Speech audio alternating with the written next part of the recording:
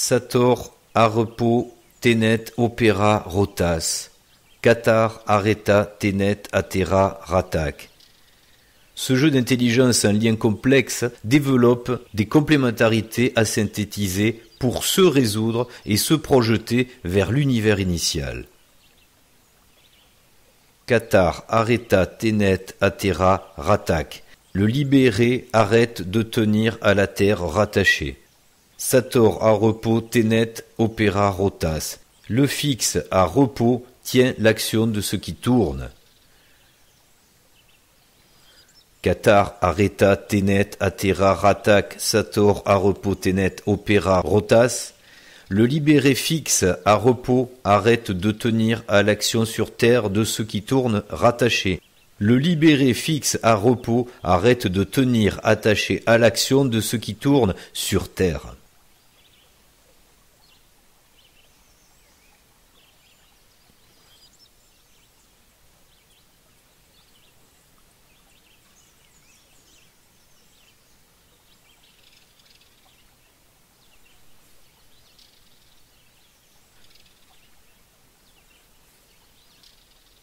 Retour des Cathares 700 ans après la promesse, pour se souvenir de l'Arcadie ou rester en Acrasie. Dans le souvenir du lyrisme amoureux, laurier reverdira et vraie moitié de cœur retrouvera.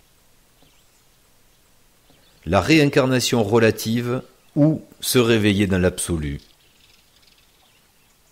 Le bon, le beau et le juste sens de Notre Père qui êtes aux cieux, Père, P-A-I-R-E. Comme prévu dans ce moment du cycle et dans l'ouvrage présent, s'ouvre un temps propice où les informations et la capacité de raisonner sont disponibles.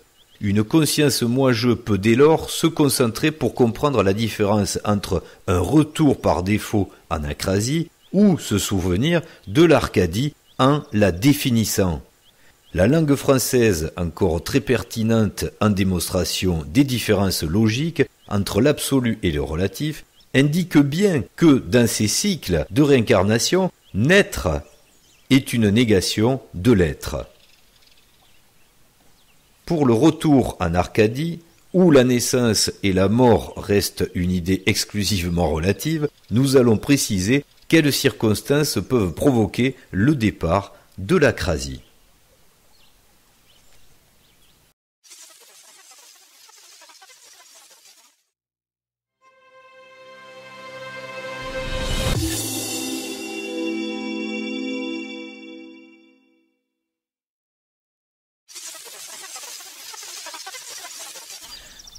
Les carrés gnostiques Sator, Cathare et 666. Une vidéo déterminante dans la compréhension de ce que nous avançons dans le domaine gnostique comme caché, comme hermétique, avec une technique intellectuelle qui permet de toucher au plus profond de l'intellect et du cœur deux concepts qui vont réunir la logique de la raison et celle de la philosophie. Ça, c'est quand même pas évident comme moyen à trouver pour pouvoir débloquer ces deux serrures de la compréhension. C'est pas évident et déjà le concept est pas facilement approchable. Il faut avoir un peu avancé pour le comprendre. Et c'est pour ça que malheureusement, nous avions exposé certains commentaires sur le carré Sator en 2016 qui, de par les échos que nous en avions reçus et en préparation de la deuxième vidéo quelques années après, prouvent qu'il est quand même très difficile d'avoir accès à cette espèce de compréhension qui n'est pas quelque chose qui nous est très naturel d'origine. Comme c'est pas naturel, ça donne lieu à des multiples interprétations plus ou moins élaborées qui peuvent créer de la confusion aussi par rapport à la compréhension de ce type de carré. Et engendrer certaines dérives, une fois de plus, qui rejoignent le mouvement qui est une déferlante dans la spiritualité, qui est le New Age. Dire qu'on a la clé d'un déchiffrage d'un carré, ça peut se faire subjectivement et objectivement. Ça peut être une explication de compréhension pour que tout un chacun puisse se l'approprier et évoluer en fonction de son propre chemin de vie, mais ça peut aussi être une stèle de gloire, voire financière, pour pouvoir avoir un engagement personnel et se situer aussi, prendre une identité dans la nouvelle ère qui est en train d'émerger. On peut le dire, les carrés magiques sont fascinants, donc ils servent aux fascinateurs. C'est un outil de plus pour eux, pour s'appuyer sur quelque chose qui a tendance à faire rêver et transporter vers ces frontières de la spiritualité qui sont parfois, il faut bien le dire, assez déviantes. Alors pour être précis, pour être concret dans le préambule de cette vidéo, il faut dire que l'histoire de ces carrés magiques dans le monde a une logique commune avec les pyramides. Il y en a partout, on ne connaît pas leur créateur, il n'y a pas d'ego là-dedans, il n'y a pas le buste de la personne ou la signature en bas à droite de la personne, comme le chèque, qui a réalisé cette merveille. Non, là pas du tout, on ne sait pas qui c'est. Donc il y en a partout, on ne connaît pas leur créateur, et ils permettent d'atteindre une qualité de réflexion rare qui oblige à l'analyse de l'horizontal et du vertical simultanément. Et c'est là que c'est difficile évidemment. Toute une philosophie d'effort du raisonnement bien plus exigeante que la religion du prêt-à-penser, notamment évidemment dans le New Age. Alors, nous allons essayer de faire une explication graduelle, chronologique, tout d'abord, pour comprendre d'où viennent ces carrés, le fameux carré Sator, dit alchimique, que nous avions présenté en 2016, avec des preuves cachées de la suite qui allaient s'inscrire pour donner une crédibilité à nos propos. Il ne s'agissait pas d'être des mystiques fascinants, pour démontrer qu'il y avait une certaine chronologie, un certain tempo à adopter pour avoir cette crédibilité d'une connaissance qui se distille dans le temps, avec une communication non pas sensationnelle, mais avec une vraie logique rationnelle. Vous remarquerez au passage que nous ne faisons ni de cassettes vidéo, ni de livres, ni de stages payants concernant la diffusion de ces communications. Ou plutôt des DVD, les cassettes vidéo, c'est... Ah pardon, oui, c'est vrai. C'était de notre temps, oui. Pas de notre, d'un autre temps. Tout comme vous remarquerez également que nous évitons tous les titres d'accroche qui sont très sensationnels comme le grand secret de, la vérité, le plus grand des secrets, les grandes révélations, tous ces titres accrocheurs où quand on a terminé la vidéo, en général on a oublié qu'il y avait ça au début. Si on faisait la synthèse, on en sortirait quoi ? Pas grand-chose.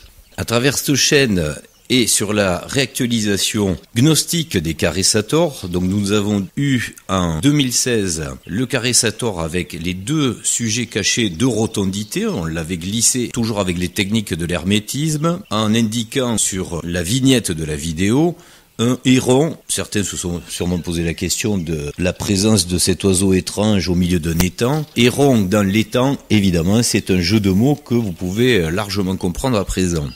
Et pourquoi ce carré fait appel à une notion de rotondité et dans le temps, et plus précisément dans les temps, puisque si vous avez compris la deuxième vidéo qui a été diffusée en 2019, nous avions là en préparation la compréhension de la matière, des sciences physiques relatives pour expliquer la matière, thème qui allait au-delà de cette vidéo qui ne parlait que de philosophie, de la compréhension de l'individu dans le collectif. Il y a eu donc en 2019 la vidéo du plan cinématique du carré Sator avec l'explication du sens des mots et notamment à repos. On y reviendra dessus puisque nous allons développer ce raisonnement s'il n'a pas été bien compris. Au passage, il y a pas mal de vidéos qui fleurissent avec des explications de ce carré Sator, des interprétations pour le moins douteuses de à repos, et on remarque très souvent que c'est la frange du catholicisme qui récupère ce carré alors qu'il n'a rien de catholique.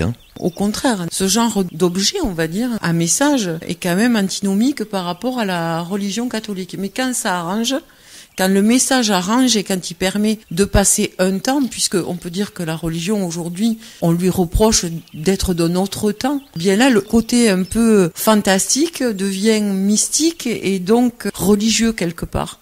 Et oui, c'est une curiosité que de voir ce type de récupération.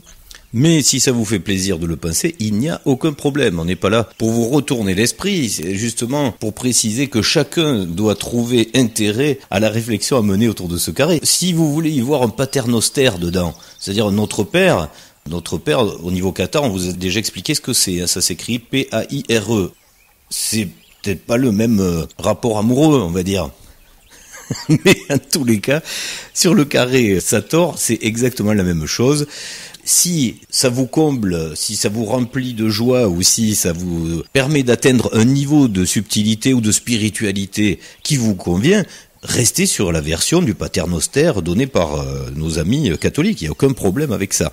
Ici, nous parlons de quelque chose de très très différent et en plus, nous en faisons une démonstration. Mais si elle ne vous plaît pas, ça veut bien dire que vous ne faites pas partie, si on prend le pentagone des résolutions, vous ne faites pas partie de ceux qui jouent dans le même registre que la typologie 1, 2, 3, 4, 5, puisque je vous rappelle qu'on a résumé en 5 typologies fondamentales les 5 projets qui se déroulent sur le jeu d'échecs ici-bas. Après, aucune raison de s'affronter, c'est juste une vue d'esprit et donc un angle de vue différent, que celui-ci est vraiment destiné aux personnes qui voudraient ouvrir leur esprit, non pas dans la typologie 2 vers le Dieu unique et barbu, mais sur une compréhension beaucoup plus absolue, sur la famille de typologie 1 qui se trouve à l'origine de l'explication. Par rapport à ces interprétations, si on se pose, et je pense qu'on le fera, la question de pourquoi ces carrés magiques, de quelle époque ils datent, qui a pu les positionner, quel était le message, on tombe dans quelque chose qui est quand même non ordinaire, donc extraordinaire. Ce côté extraordinaire laisse à penser que le message l'est tout autant. Donc si c'est pour se retrouver avec une interprétation, parce que ce sont vraiment des interprétations d'un laboureur dans son champ, on sort de la croyance quand à un moment donné, on a un faisceau de choses qui font un tout cohérent. Et je pense que c'est le propre de l'univers, c'est parce qu'il y a une cohérence que l'univers tient. C'est parce qu'il y a une cohérence de nos atomes que nous tenons, que notre corps matière tient. Au-delà de tout l'aspect mystique, et si on veut sortir de la croyance et justement se dire que ce que l'on pense est bien quelque chose qui est à la fois cœur et raison, parce que c'est le cœur qui nous guide, c'est le cœur qui fait qu'on est attiré par quelque chose, il y a quelque chose qui résonne en nous, mais par le cœur. Mais si on veut faire le lien des deux, il faut que le tout soit cohérent. Donc on peut pas se dire que s'il s'agit de parler d'un laboureur dans son champ, la Bible le fait. Je dis pas que la Bible est ordinaire. Toutes les religions monothéistes ont leurs textes. Et là, c'est quelque chose de différent. On est sur un message qui est dévoilé d'une certaine façon, qui n'est pas glorifiant, qui est anonyme, exprimé dans un propos qui est hermétique. Donc il faut se mettre un petit peu en hauteur pour être à la hauteur du message. On est sur quelque chose qui a vocation à élever un individu, parce que l'individu veut s'élever au message, et pas dans quelque chose qui est, je dirais, dans la croyance ordinaire. C'est vraiment un palier, normalement, qui doit nous faire monter à l'étage du dessus, et pas dans une parabole comme on l'a dans des textes religieux. On en revient une fois de plus à la question fondamentale qu'on doit se poser une fois qu'on a terminé une vidéo. Là, le raisonnement est le même une fois qu'on a terminé d'écouter quelqu'un qui développe un raisonnement sur le carré Sator. Est-ce que ce qui m'a apporté est vraiment extraordinaire? Est-ce que ça va changer ma vie? Est-ce que je suis sur le point de développer une certaine transcendance d'évolution? Ou est-ce que ça n'a au final rien changé à part une espèce de fausse démystification? Puisque là, les interprétations qui sont données, c'est malheureusement terriblement démystifiant et en plus abêtissant, comme tu dis, que ce soit le fait de plonger une charrue dans la terre ou de faire un Notre Père qui est aux cieux, ça n'a pas changé l'humanité, hein, on est bien d'accord. C'est pour ça que nous voulions bien faire le distinguo entre la fausse fascination et ce que permet vraiment d'atteindre ce type d'artefact. C'est vraiment une merveille, c'est quelque chose d'extraordinaire. Quand on prend conscience de la totalité de l'intelligence qui se trouve là-dedans, en multicouche en plus, ça fait appel à quelque chose qu'on retrouve d'ailleurs dans la Kabbale, des redondances sur plusieurs niveaux qui nous font comprendre que c'est pas quelqu'un d'ici qui l'a fait, c'est pas possible, puisque ça ferait intervenir des problématiques même de sémantique, c'est-à-dire à la source des langues, pour pouvoir donner une faisabilité à un schéma qui fonctionne en 3 dimensions, avec des mots, et en plus avec l'idée qu'il représente dans son fonctionnement, dans le volume de son déplacement, etc. Donc, pour poursuivre la chronologie des choses qui ont traversé le temps et qui, très souvent, n'ont pas été révélées à la hauteur du message qu'elle voulait laisser, et là, comme nous sommes à la fin des temps, évidemment, c'est normal qu'elle se révèle, il y a aussi, en 2021, en date prévue par Bélibast, il y a 700 ans, un petit peu plus maintenant, le carré Cathare qui est revenu dans le champ informatif de ceux qui cherchent ou chercheront la transcendance de raison absolue. Nous verrons d'ailleurs vers la fin de la vidéo que ces deux carrés répondent à la même logique et la même origine, que ce soit sur le sens donné, mais aussi sur la cohérence de la réapparition géographique. Et ça, on va en parler très rapidement. On peut bien le dire à travers ce petit voyage que nous vous proposons sur les diapositives qui se succèdent actuellement. C'est l'exploration dans l'Aude, dans le Razès, plus précisément entre le mont Bugarache et les gorges de Galamus, qu'une petite randonnée peut vous permettre de retrouver le concentré, le condensé de ces carrés magiques dont nous avons parlé, donc le carré Sator et le carré Cathare. Pour refaire un petit peu d'histoire, il faut vous préciser, pour remettre dans le contexte, donc il y a un petit peu plus de 700 ans, comme il l'avait promis, le soi-disant dernier des Cathares, Guillaume Bélibaste, qui fut sauvagement sacrifié par le feu, une fois de plus. C'est quelque chose qui fascine aussi, ça, dans l'horreur, les flammes. On reviendra pas sur des vidéos que nous avons déjà développées par rapport à ce concept qui, quelque part, doit être aussi compris sur les stratégies du jeu en réincarnation qui font que le jeu serait beaucoup moins délicat s'il n'y avait pas à gérer ces chaos des vies successives qui ont été contrariés par des gros traumatismes. Et ça, c'est le jeu de chaque typologie sur le jeu d'échecs qui, quand elles sont dans un logiciel de violence et de domination, sont prêtes à des exactions terribles puisqu'elles savent que ça fonctionne. Et elles savent aussi que ça fonctionne non seulement dans le présent pour la peur aux contemporains, mais aussi dans le temps pour les mémoires qui ont des problèmes à devoir continuer, ce pourquoi elles ont créé ces espèces d'énigmes, tout comme les carrés magiques. Comme tu disais tout à l'heure, pourquoi ils ont traversé l'histoire, et notamment des autorités catholiques, on en trouve même à Sienne sur une église. On peut imaginer donc que l'église catholique ne comprenait pas du tout ce qu'il y avait là-dessus, sinon ils ne l'auraient pas laissé. On peut se demander comment ça a pu se glisser et quel a été l'argument pour que ce soit accepté. Le fait est que quand il faut que ce soit quelque part, ça y est. C'est ce qu'il faut se dire, c'est que la surprise, elle ne doit pas nous interroger simplement et puis peut-être comment ça se fait puis on n'y pense plus. Non, il faut se dire, c'est tellement surprenant que ça a été accepté qu'il a fallu quelque chose peut-être qui dépasse notre propre physique pour se dire que ça y a été et que ça y demeure. Justement, ça reprend ce qu'on retrouve aujourd'hui, en réminiscence des réincarnations. Ceux qui font des vidéos pour expliquer que c'est un paternostère, on imagine bien donc de quelle descendance il se trouve dans le jeu. Il y a cette filiation encore intellectuelle d'avoir à défendre chacun sa position par rapport à ces choses-là. Et si on revient en arrière, on imagine bien une scène en Italie, à Sienne, quelqu'un qui va voir pendant la construction de la cathédrale, hey, dis-moi, je vais te proposer, tu vas voir, on va mettre un truc, c'est joli là, c'est chouette. Ah oui, c'est quoi ça? Oh, le paternostère et tout. Ah bon, c'est bien ça là. Et puis, en fait, ça y est, le carré, il y est. Et puis, ça dérange personne, mais en fait, personne sait que ça va servir pour plus tard. Ou, en tous les cas, pour un groupe gnostique qui, lui, rigole à chaque fois énormément de voir ça, évidemment, sur un édifice qui ne doit pas être détruit puisqu'il fait partie de l'autorité en place, hein. Fait au-delà de la rigolade, je pense aussi que on se laisse ce type de message pour voir sur une ou plusieurs vies après se donner des chances de pouvoir continuer ce qu'on a à faire, parce que justement les traumatismes dont tu parles, quand on a été noyé, quand on a été brûlé, quand on a été torturé sur une vie, il y a des gens à qui ces carrés magiques parlent, mais l'interprétation a changé parce que le traumatisme est trop grand et on n'arrive pas sur les vies d'après à l'intégrer. On peut s'être perdu dans ce qu'on est venu faire de par les traumatismes. C'est pour ça que je disais que donner des interprétations non extraordinaires et ne pas les mettre dans un tout cohérent, c'est se tromper forcément. Voilà, et on peut, à travers ce qui se passe aujourd'hui sur la fin des temps et sur l'échiquier, comprendre certaines communications de personnes qui sont justement ces victimes de gros chocs et qui ont fait partie de cette gnose qui avait la connaissance, que ce soit des cathares, des templiers, et qui aujourd'hui sont en réincarnation déviante. C'est tout à fait normal que ça existe et que ce soit pris dans la confusion de ce chaos présent qui est celui de la fin des temps. D'ailleurs, puisqu'on parle de Bélibaste, sans trop s'avancer, on peut s'interroger sur certaines personnes qui communiquent sur le catharisme, donc qui sont sensibles aux faits cathares, mais qui sont complètement à côté de la plaque en étant assez véhéments, en étant même dans la violence. et en ayant ce réflexe presque de vengeance sur ce qui a été les horreurs de l'Inquisition.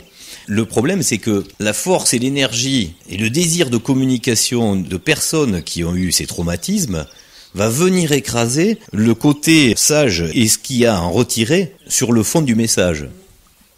Mais c'est quelque chose de tout à fait normal et très logique dans la continuité de ce que nous faisons tous sur le jeu d'échecs. Le tout, c'est que ça ne dure pas trop longtemps.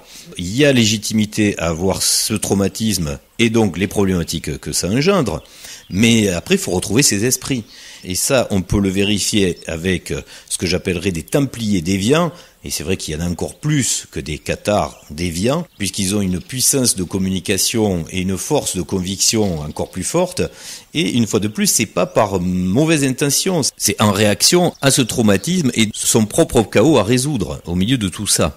Et nous aurons l'occasion de le développer dans les prochaines vidéos, des nouveaux formats que nous vous présenterons en fin d'année grâce à l'intelligence artificielle qui nous a fourni tous les outils nécessaires qui nous manquaient pour faire des vidéos qui étaient prévues depuis longtemps et que nous pensions peut-être même pas réaliser, tellement c'était pas possible. Et là, on pourra l'illustrer. On peut notamment constater, chez les Templiers, beaucoup de déviants, que ce soit dans la solution du retour à un grand architecte, le Dieu créateur, une quantité énorme qui se tourne vers les extraterrestres, qui sont même en contact avec, qui ont vraiment ce côté égotique d'avoir à redevenir des chefs dans des congrégations et qui se retrouvent confortés dans une hiérarchie existante qui est reconnue dans leur propre idéal, par exemple la Confédération Galactique, donc des extraterrestres, et qui ont, par contre, là c'est déjà plus problématique, qui ont malheureusement l'occasion de se servir de ce qu'ils avaient déjà réalisé à l'époque, en laissant par exemple des tuiles cassées qu'on peut réunir, etc. Ce sont des codes qu'on a laissés. Par contre, sur la gnose, qui est la vraie gnose qui fait comprendre le relatif et l'absolu, et qui va être utilisée à des fins mystiques, à des fins fascinantes pour pouvoir réunir un public et refaire une espèce de loge, qui va rejoindre une congrégation supérieure. Ça, on en voit beaucoup. On en voit beaucoup, oui. Et la fin des temps, elle est quand même assez propice à cet état de confusion. Elle peut mener à des choses assez stupéfiantes, mais pour en revenir au sujet, pour faire la synthèse, c'est caractéristique de tous ceux qui parlent de ce sujet par des carrés magiques, et en particulier du carré Sator, en vous montrant à quel point pour eux c'est extraordinaire. On le voit dans les vidéos, on voit qu'il y a une exaltation sur le côté extraordinaire de ce carré qui est dit magique, avec tout ce que ce mot peut comporter. Et ensuite, quand le développement explicatif se fait, c'est plat. C'est pas transcendant, comme tu dis. On voit bien que il y a quelque chose qui s'est perdu par rapport à ce qu'ils savent. Ils savent, au fond d'eux.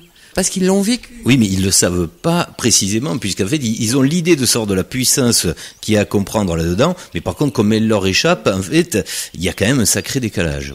C'est un ressenti de leur vie passée qui leur fait cette exaltation parce que ils ont eu su le pourquoi de l'artefact, mais comme ils l'ont perdu, ils n'arrivent plus à instituer un sens qui soit à la hauteur de l'objet. Et comme ils ont raccroché entre-temps une nouvelle idéologie de résolution, les extraterrestres, eh bien on se retrouve avec des mystificateurs de la famille, notamment des Templiers, qui se raccrochent avec quelque chose dont ne peut plus matériel, justement. C'est une autre évolution dans le jeu qui vient d'ailleurs avec de la technologie supérieure qui revient améliorer le quotidien d'un pauvre relatif que, au final, nous voulons quitter, évidemment. Donc c'est quand même terrible. Alors, pour revenir aux cathares, puisque le problème est le même chez les cathares, nous avons Bélibast. On regarde cette carte pour comprendre un petit peu pourquoi nous faisons le lien entre le carré cathare et le carré Sator. Donc Bélibast, il y a 700 ans, il faut savoir qu'il a été sacrifié à Villerouge-Termenès, mais attention, Villerouge-Termenès, c'est pas très loin d'ailleurs de Cubières-sur-Sinoble, c'est le village Cubières où il est né. Et ce village se trouve très précisément entre le Pêche de Bugarache et l'ermitage Saint-Antoine de Galamus, passage hautement mystique d'ailleurs qui permet de passer des basses altitudes à la verticalité des hautes altitudes où le temps change quelquefois quand on passe par cette porte. C'est assez notable. Le passage dans les gorges de Galamus, il peut pas laisser indifférent. C'est une route émotionnelle par excellence, mais effectivement, on a l'impression que c'est une porte entre deux mondes. C'est un passage. Ça fait exactement cette sensation-là, je dirais, dans le corps et dans l'esprit. Dans les deux, on rentre dans ce tunnel qui n'en est pas un et on sort à un moment donné.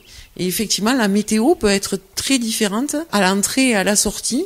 En tout cas, il y a un stress et un soulagement à chaque fois qu'on doit passer par là. C'est ce qui accentue cette impression de passer dans un autre monde, vraiment. Et cette allégorie est belle d'ailleurs, puisque c'est la réalité des lieux chargés en histoire intellectuelle, mystique et de la transcendance, puisque l'histoire très riche des Cathares, c'est très très bien implanté dans ce coin-là, et notamment aux pêches du Bugarach qui contiennent une histoire encore bien plus ancienne certainement. Et puisque l'aventure humaine collective ne fonctionne qu'avec des archétypes et des mystiques historiques, eh bien nous avons au pays de Rennes-le-Château, Rennes-les-Bains, le Bugarach, une mystique très présente qui a été entretenue. On va pas citer toutes les personnes qui chronologiquement, dont même un président français s'y attrait à la garder en vie, soit toujours bien présente, que cette mystique reste forte, qu'il y ait un aimant, c'est une attirance pour toutes les personnes qui recherchent, qui se posent des questions. Parce que c'est ça le but d'avoir une mystique installée quelque part, c'est qu'il y ait un lieu qui représente la symbolique d'un territoire où il peut se passer quelque chose de particulier. Sans rentrer, là nous restons que factuels sur de la physique relative, sans rentrer dans les détails des choses qui seraient métaphysiques, qui se passent à des endroits qui prouvent bien que des mystères nous laissent à notre pauvre place de petits humains relatifs justement. Mais pour revenir à ce point, donc hautement chargé en qualification mystique, eh bien nous avions Guillaume Bélibaste, dernier des Cathares, donc né à Cubières-sur-Sinople, Sinople d'ailleurs, c'est très intéressant, pile poil entre le pêche du Bugarach et l'ermitage Saint-Antoine de Galamus, où on retrouve le fameux Carré-Sator, qui, je dois bien le dire, on a essayé de trouver l'historique récente, puisqu'on voit que la gravure en marbre qui a été apposée sur les pierres d'origine sont sûrement contemporaines. Et n'ayant pas de traces officielles historiques de ce qu'il y a avant, c'est un petit peu gênant, puisque on aurait quand même aimé garder la preuve que ce site fait partie des sites gnostiques qui ont abrité cette connaissance. Mais le fait qu'il y soit aujourd'hui prouve qu'il y a quand même une continuité, puisque personne n'ira, j'imagine, d'autorité flanquer une pièce de symbolique dans un lieu mystique.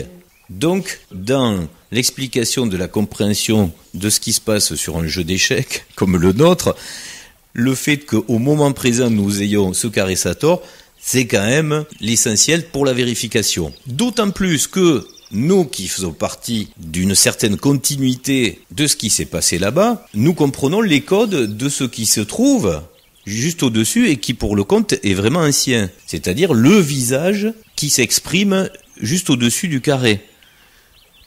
Et qui reprend exactement la même philosophie que celle que nous avions mise dans la grande rigolade de l'étang avec le héron, à part que là, elle s'exprime par le haut, le rond, manifesté par la bouche du gnostique qui se trouve au-dessus du carré, et qui, lui, forme un rond. Bon après, soit vous adhérez sur ces compréhensions symboliques, et là vous suivez un raisonnement, soit déjà ça vous paraît tiré par les cheveux, et là vous abandonnez. Mais ce serait ignorer donc le jeu des réincarnations dont nous venons de parler sur la logique des suites qui a donné une destinée. Ce que vous avez vécu, on est tous la suite d'une histoire que nous avons tracée plus ou moins avec des mémoires, avec des ancrages pour pouvoir rattraper dans le jeu. Puisqu'il n'y a pas possibilité de mémoire continuelle, mais bien avec le 666, c'est-à-dire le sixième sens de l'intuitif, d'avoir que ce soit en méditation ou en réflexion, à suivre les traces de ces fulgurances, de ces fameuses intuitions venues du sixième sens, 666. Et lorsque vous êtes dans cette démarche profonde, personnelle, ésotérique, qui vous est donc très propre, vous avez des perceptions qui viennent vous confirmer cette logique de votre propre histoire, que vous avez quelque chose à terminer quelque part. Ou pas, justement, puisque c'est pas toujours facile à retrouver. dans cet ermitage, vous trouverez des explications de mystique symbolique que nous avons déjà expliquées sur d'autres vidéos et qui appartiennent au monde de Qatar et notamment avec le X, qui est la croix de la foi.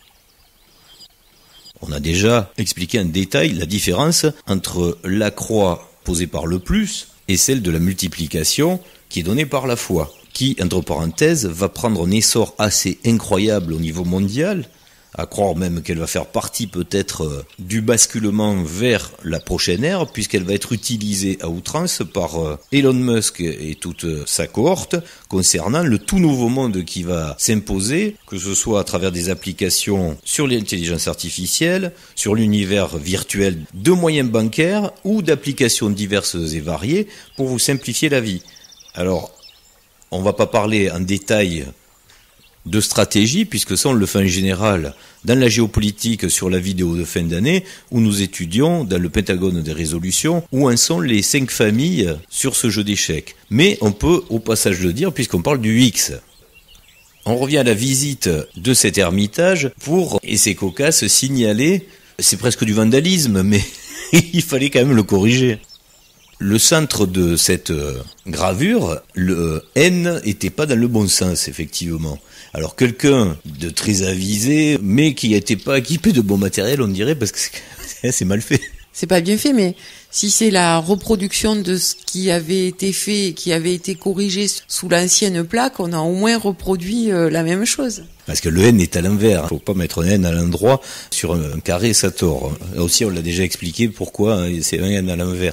Mais celui-ci, donc, était pas correct et quelqu'un est venu le transformer. Mais alors, ce qui est drôle, c'est que apparaît, grâce à cette transformation, un symbole runique qui lui aussi rejoint tout ce qu'il y a à comprendre dans tout ça. C'est ça qui est fabuleux. C'est-à-dire qu'un N normal et un N inversé superposé, vous comprenez ce que veut dire la haine et l'inversion de la haine qui est l'amour. Il faut les deux pour arriver à cette espèce de nœud papillon là, où vous vous retrouvez d'ailleurs grâce à ça la formation d'un M possible. Je le dis au passage pour ceux qui veulent jouer avec ça.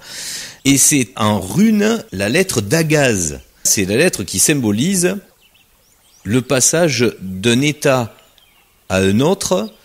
Et c'est la symbolique du X qui nous est chère puisque vous le savez c'est la croix de la foi. Donc Dagaz, c'est aussi en lettre runique quelque chose qui a un sens.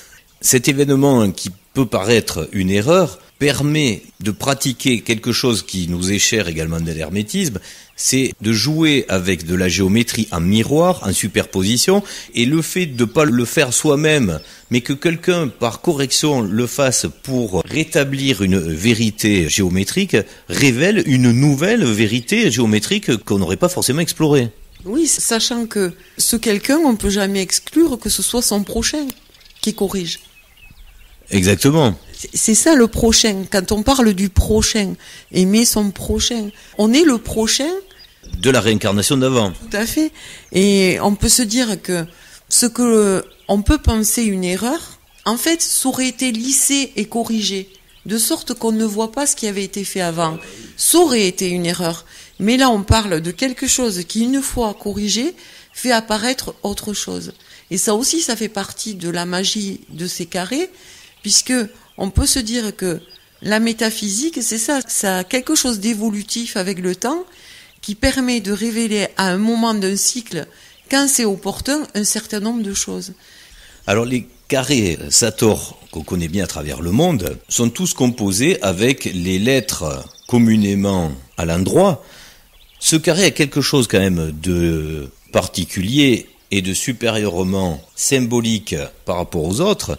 Ça veut dire que la personne qui l'a gravé, ou la personne qui l'a fait graver, connaissait le sens de fonctionnement de ce carré magique, puisque vous remarquerez la subtilité des T de Ténet qui sont correctement orientés, c'est-à-dire qui décrivent en partie supérieure et en partie inférieure une inversion, et en partie miroir droite et gauche également, une symétrie qui laisse comprendre la rotativité. C'est quelque chose que nous allons développer un petit peu plus tard dans la compréhension du carré Sator. Ce qu'est le carré Sator, on peut d'ores et déjà le dire, c'est ni plus ni moins, avec 5 mots, l'explication de la fabrication de la matière.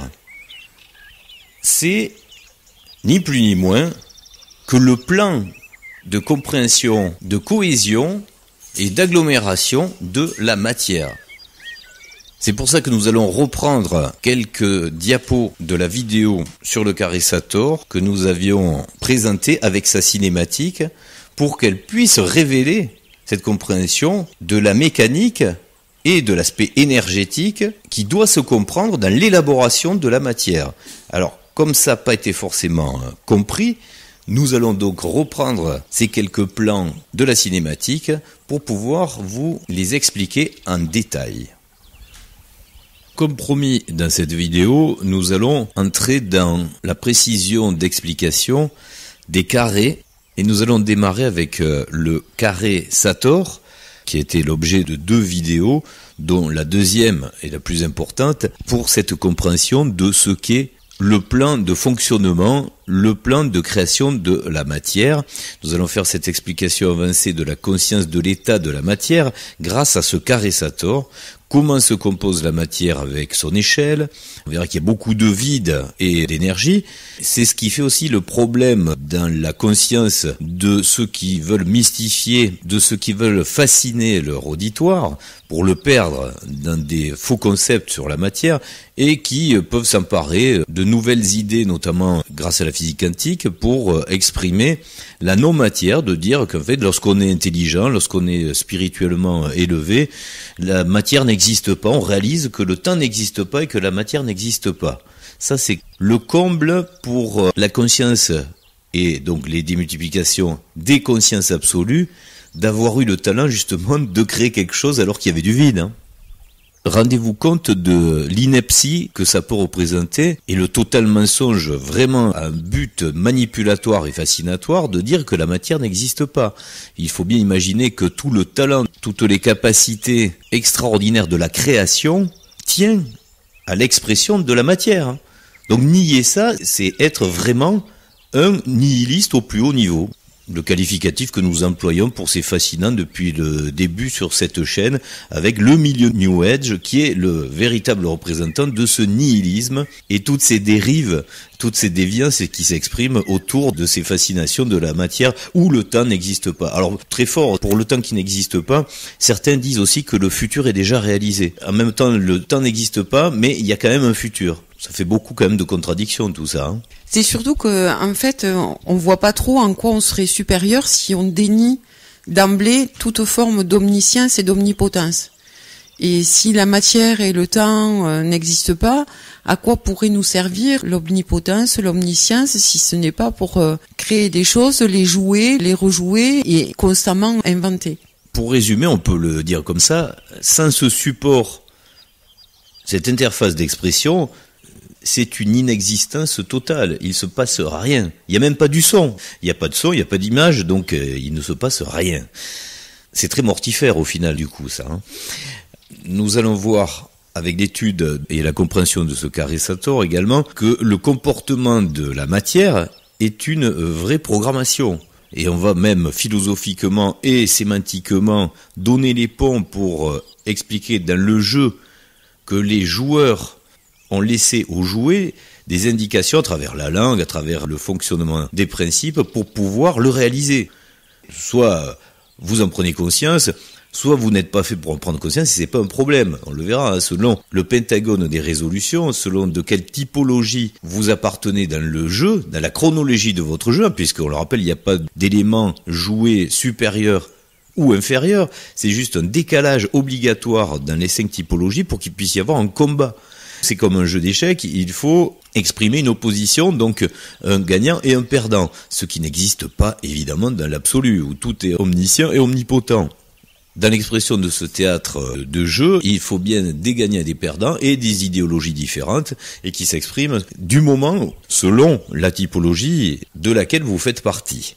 Nous verrons que Sator à repos, ou plutôt à repos, il faudrait quand même s'habituer à l'exprimer correctement, Sator à repos, Tenet, Opera, Rotas, nous aide à comprendre la différence, et là on mettra un peu plus l'accent là-dessus pour bien le signifier, la différence entre l'univers relatif et l'univers absolu. Ce qui était tout à fait exprimé clairement d'ailleurs dans la religion égyptienne, avec Atum qui prenait l'expression Atum, ce dieu égyptien qui venait, comme par hasard, d'Héliopolis. Intéressez-vous, si vous voulez faire le parallèle avec l'expression qu'il en est donnée dans la religion égyptienne, et vous comprendrez le rôle de l'unique pour le tout. C'est pas du tout du New Age, c'est vraiment une équation obligatoire de la physique et de la mathématique pour le monde exprimé dans la matière.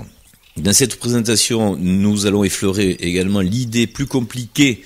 C'est pour ça qu'on n'ira pas non plus la développer à son paroxysme, mais juste l'effleurer pour donner l'utilité à comprendre ici sur le support et l'architecture nécessaires à ce fonctionnement du carré Sator qui oblige un support de mémoire et un décisionnel de conscience intelligente. Si on faisait le parallèle avec ce que nous connaissons en résolution mathématique aujourd'hui, ici dans le relatif, on pourrait dire en mathématiques du calcul que c'est la maîtrise des quaternions.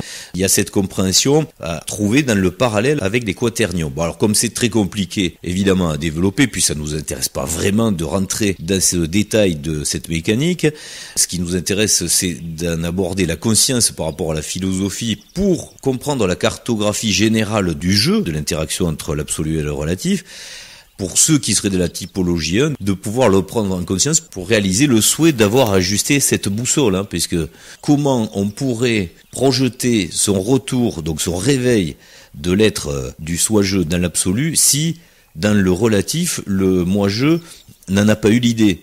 Ça peut arriver dans certains cas, mais là, dans cette transition, c'est pas le cas, donc il faut bien qu'il y ait une résolution. A priori, il vaut mieux, oui.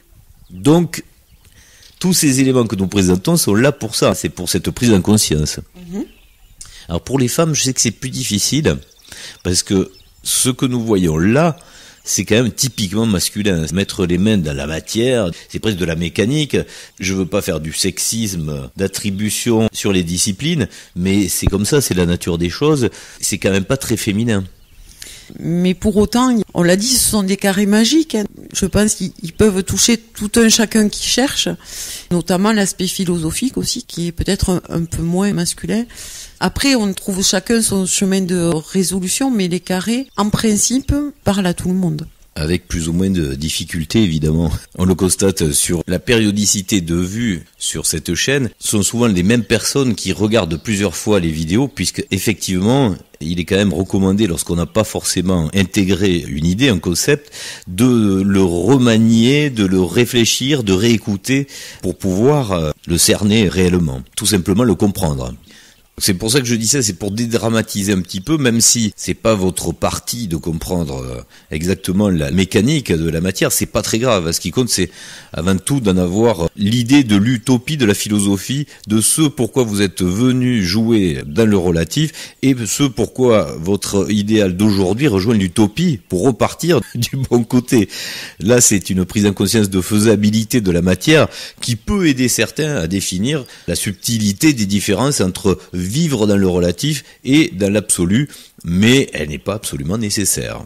Pour gagner du temps, on va pas revenir sur cette longue vidéo de présentation du carré Sator animé, qui dans sa cinématique fait très bien comprendre le génie et l'intelligence de cette projection qui fait de la 2D en 3D. On va juste, pour se rafraîchir la mémoire, pour en comprendre le sens, la signification, le remettre dans son ordre justement de projection en 3 dimensions. Sator, Arepo, Tenet, Opera, Rotas. On rappelle le sens. Sator, ce qui est fixe. Alors, certains puristes de la langue diront non, mais ça marche pas, parce que c'est pas Sator, c'est Stator. Ce qui est fixe, ce qui est stable. C'est pas faux. Mais il y a une subtilité plus grande, c'est que dans le concept de Sator, comme c'est une stabilité très relative, vous pouvez très bien intellectuellement, si vous n'êtes pas psychorigide, comprendre qu'on peut utiliser le mot Sator. Parce que ce n'est pas statique. Donc ça n'a pas à être Stator, c'est Sator. Et ça, peut-être vous le comprendrez plus tard, avec le développement explicatif du détail de ce plan à créer la matière. Pour faire le résumé très rapidement, Sator, donc ce qui est fixe, à repos, au repos évidemment, c'est du français, Tenet, tient, opéra, ce qui opère, donc l'action, sur rotas, ce qui tourne. Et là, je précise que Ténet est bien évidemment l'axe qui tient par l'intérieur, c'est très important de le comprendre, puisqu'il se retrouve en palindrome horizontal et vertical sur le plan du carré Sator. C'est bel et bien lui, la croix, dans les 3 dimensions, qui réunit les forces qui s'expriment autour de lui. Et c'est pour ça qu'on le retrouve d'ailleurs dans la philosophie également du carré Qatar, puisque je rappelle, Qatar, Areta, Ténet, Atera, Ratak. On a Ténet également qui se trouve en son centre, et on le verra plus tard, c'est pas un hasard. On l'a vu grâce à l'animation de la vidéo du carré Sator, c'est lui qui maintient aussi l'organisation orientée de la matière. C'est ce qui va donc déterminer un plan, une structure, une architecture de la matière pour qu'elle ait une cohésion et qu'elle réponde à une certaine intelligence de, et on le verra plus tard, quelque chose d'important qui doit être compris à travers la matière et même le mot matière. On vous invite bien sûr une fois de plus à bien analyser, à bien méditer le rôle de chaque élément et de leurs interactions, en rappelant la phrase de cette architecture, Sator à repos Ténet opéra rotas, ce qui est fixe au repos tient l'action sur ce qui tourne, et autrement formulé, Sator l'antimatière, par l'action de fixation à repos, contient la matière, donc rotas, animée par l'action dynamique de l'opéra, ce qui opère. Le tout stabilisé et orienté par l'axe, le vrai terme d'ailleurs, il faut le prendre en 3D, serait un multi-axe qui est Ténet. Le problème en tant que moi-je relatif, c'est que dans la conscience relative, l'incompréhension qui est nécessaire d'ailleurs pour le jeu, de Sator à repos, peut se perdre dans la métaphysique magique déviante. On en a parlé, c'est ce qui fait l'incompréhension de la métaphysique qui entraîne le New Age à pouvoir gruger les moi-je dans un raisonnement absolument faux, alors qu'il est clair et net lorsqu'on comprend comment la métaphysique s'articule, que peut représenter cette fameuse combinaison de Sator à repos. C'est d'ailleurs, on le redit au passage, le fameux mystère de la physique, dans la cosmologie aussi d'ailleurs, de ce qui est appelé la matière noire ou l'antimatière. C'est tout simplement l'aspect métaphysique.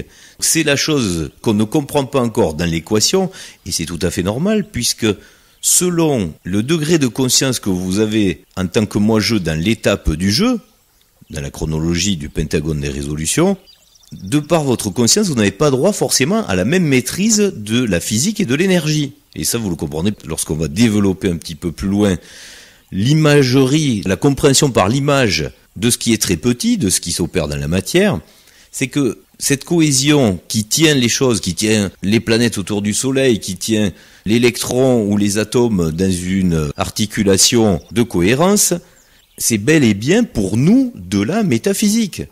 C'est au-dessus de la physique exprimable et explicable par le moi-je du relatif. Nous en étions arrivés à mettre en forme ce qu'exprime la phrase du carré Sator avec ce plan-là d'articulation en 3D. Je pense qu'il n'y a rien à dire de plus, il est clair. Sator, c'est bien ce qui tient, la matière noire, ce qui est appelé l'antimatière, et qui tient à travers l'axe de Ténet et sa partie manifestée rotas, qui, elle, en fait, est le fruit de l'opération, c'est-à-dire de l'énergie déployée pour qu'il se passe quelque chose. Ce plan est réellement la mécanique de base de l'expression de la matière. Ni plus ni moins, c'est quand même quelque chose d'exceptionnel, une performance incroyable intellectuellement, d'avoir pu, je ne sais pas si vous arrivez à saisir la magnificence de ce plan-là, d'avoir pu exprimer avec 5 mots ce qui constitue le tout de la matière exprimée. C'est quand même quelque chose d'extraordinaire. Ça n'a rien à voir avec le paternoster ou des laboureurs, comme tu disais, qui charruent les champs. C'est quelque chose pour la conscience d'un individu qui est déterminant dans sa connaissance du zoom de ce qui fait son environnement et de quoi il est lui-même composé. C'est un peu le fondamental. Donc on passe rapidement, puisque si vous n'avez pas encore saisi cette architecture de la matière, nous vous invitons bien sûr à aller voir la vidéo complète à ce sujet pour son animation. Mais là, nous allons entrer dans les détails de ce que ça implique dans notre compréhension entre notamment les différences entre le comportement de la matière dans le relatif et dans l'absolu.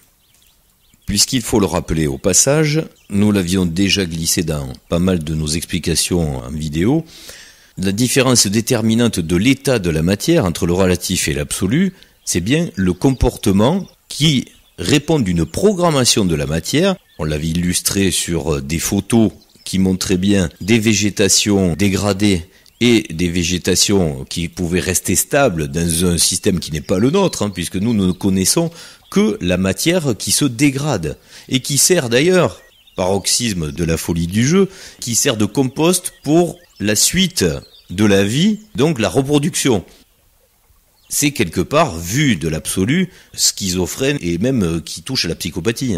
C'est le propre de l'entropie en fait. C'est de l'entropie, quelque chose qui n'existe pas dans l'absolu, qui, lui, et là on peut le mettre le T, qui est stable. Même si ça bouge, son état l'est, donc il est stable. Ce petit préambule, c'était pour vous rappeler que vous constatez réellement tous les jours cette entropie qui nous casse les pieds, il faut bien le dire, et autre chose même, puisque vous pouvez la constater dans la dégradation de votre automobile qui tombe en panne, les végétaux qui ont quelquefois des difficultés à pousser pour vous nourrir, ces belles fleurs que vous voulez entretenir qui devront être renouvelées chaque année, sinon le massif va se perdre. Notamment, tu as remarqué, surtout dans des herbes qu'on ne veut pas. Oui, voilà, c'est ça.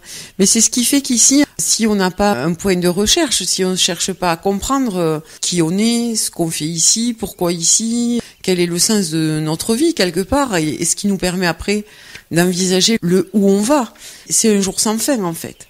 C'est un jour sans fin. On nettoie, on salit, on coupe, ça repousse, on vit un jour sans fin.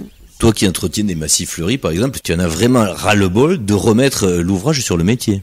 Je pense que tu me dis ça parce que tu as noté un relâchement certain.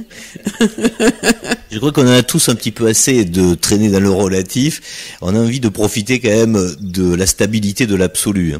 Voilà, c'est-à-dire beaucoup de travail pour... En fait, si on fait un petit peu attention, si on est un peu dans l'observation en particulier de la nature, que beaucoup disent « Oh, elle est si belle, la nature ». Non, non, elle est pas du tout belle. Laissez la nature faire, vous aurez des ronces partout. Et si on analyse un petit peu, on prend en considération la somme d'énergie, puisque notre travail, ce n'est que de l'énergie, et du temps, même si pour certains, il n'existe pas. Quelque part aussi, c'est le but du jeu. Mais pour certains, ça devient insupportable. C'est le but. Si effectivement on est en recherche, on le comprend très bien, ce but. Et effectivement, s'il n'y avait pas cette entropie, si nous-mêmes on ne vieillissait pas, etc., le jeu serait pas du tout le même. Le jeu, il est dans la dualité et l'entropie. J'en reviens encore une fois au fait qu'on a la pression d'un temps limité pour arriver à ce but, une fois qu'on l'a déterminé. C'est pour ça que certains sont encore très amoureux de ce jeu et n'ont pas du tout comme projet d'en sortir. Donc vous comprenez bien qu'il n'y a pas de religion universelle à prôner ou à avancer ou quoi que ce soit à imposer, puisque dans le fonctionnement, pour que le jeu ait lieu, il faut des interactions de contradictions, donc des typologies différentes. Et c'est bien pour ça que si certains comme toi en ont ras-le-bol de jouer dans la matière, à être des transformateurs et non pas des créateurs, il faut bien se dire que certains ont vraiment cette passion, et c'est vrai qu'on la comprend puisque on l'a intégré complètement, de devoir être des alchimistes constamment en se servant de l'énergie et de la matière ici pour tout le temps la transformer, quoi. Alors dans cette série de diapositives, pour vous situer le contexte par rapport à la chronologie que vous devriez comprendre sur le jeu d'échecs qui se poursuit avec des périodes et des cycles qui se complexifient, pour le caler sur la compréhension de la matière, donc grâce à ce carré Satorne, dont on reviendra un petit peu plus tard sur ce qu'il signifie concrètement, il y a une chronologie, puisqu'on parlait aussi d'atomes et d'hélios tout à l'heure, une chronologie de la maîtrise énergétique à comprendre. Vous convenez que dans la matière et l'énergie que nous utilisons, historiquement, c'est pour ça qu'on dit à tous ceux qui n'ont pas ras-le-bol de jouer dans le relatif que les 25 000, plus 25 000 ans, etc., qui vont se succéder, c'est pas fini, on n'est qu'au début du jeu. Certains veulent déjà partir, mais c'est normal, puisque pour comprendre la périodicité, ça veut bien dire que le temps passé dans le jeu est identique, donc il remonte à une incursion, je vais dire, une incursion dans le jeu qui représente une durée de circonvolution totale qui permet la sortie du jeu. Nous sommes au début du jeu par rapport à ce que nous connaissons actuellement dans les consciences des mois-jeux relatifs, puisque l'électricité utilisée de façon massive dans les nouvelles technologies, c'est 100 ans maximum. Mais juste avant, qu'est-ce que c'est qui nous servait dans la matière pour faire de l'énergie ? Le bois, par exemple, ou même la saloperie, le pétrole, pour faire du feu. C'était pour chauffer, pour faire la cuisson, pour s'éclairer aussi, il faut imaginer tout ça. Et dans la compréhension du pentagone des résolutions, avec la maîtrise technologique et énergétique qui s'y calque, nous sommes passés dans la compréhension de forces mécaniques que nous avions utilisées auparavant à travers l'esclavage pauvre bestiole des animaux, après par la mécanique plus de la physique et de la chimie par la machine à vapeur, et enfin, comme nous l'évoquions juste avant, oui, le générateur électrique, ce qui va permettre de mouvoir l'électron. Et là, au départ, malheureusement, c'était quand même la même matière qui permettait de faire le feu, des centrales à charbon, des centrales de pétrole, et enfin, les panneaux solaires sont arrivés. Et là, c'était quand même le moment déterminant qui faisait basculer vers la production électrique, qu'on peut qualifier de moderne, mais dans les prémices. Là, c'est le début de cette conscience à pouvoir utiliser la matière par électron, de par son énergie radicale. Ce qui nous permet d'avoir des solutions thermiques et mécaniques qui sont beaucoup plus propres qu'à l'époque, évidemment, que je qualifierais du feu. On n'ira pas plus loin, puisque là, vous comprenez bien que ce serait de la prospective et du renseignement pour les prochaines typologies qui prendront le pouvoir dans le jeu. Là, nous en resterons à la maîtrise de la génération de l'électron, le générateur électrique qui permet l'électronique, qui permet le déplacement avec la motorisation, qui permet également le confort de vie, que ce soit à travers la production agricole, ça viendra petit à petit, et la maîtrise des calories. Mais il faut imaginer que dans la conscience humaine, on n'en reste pas là.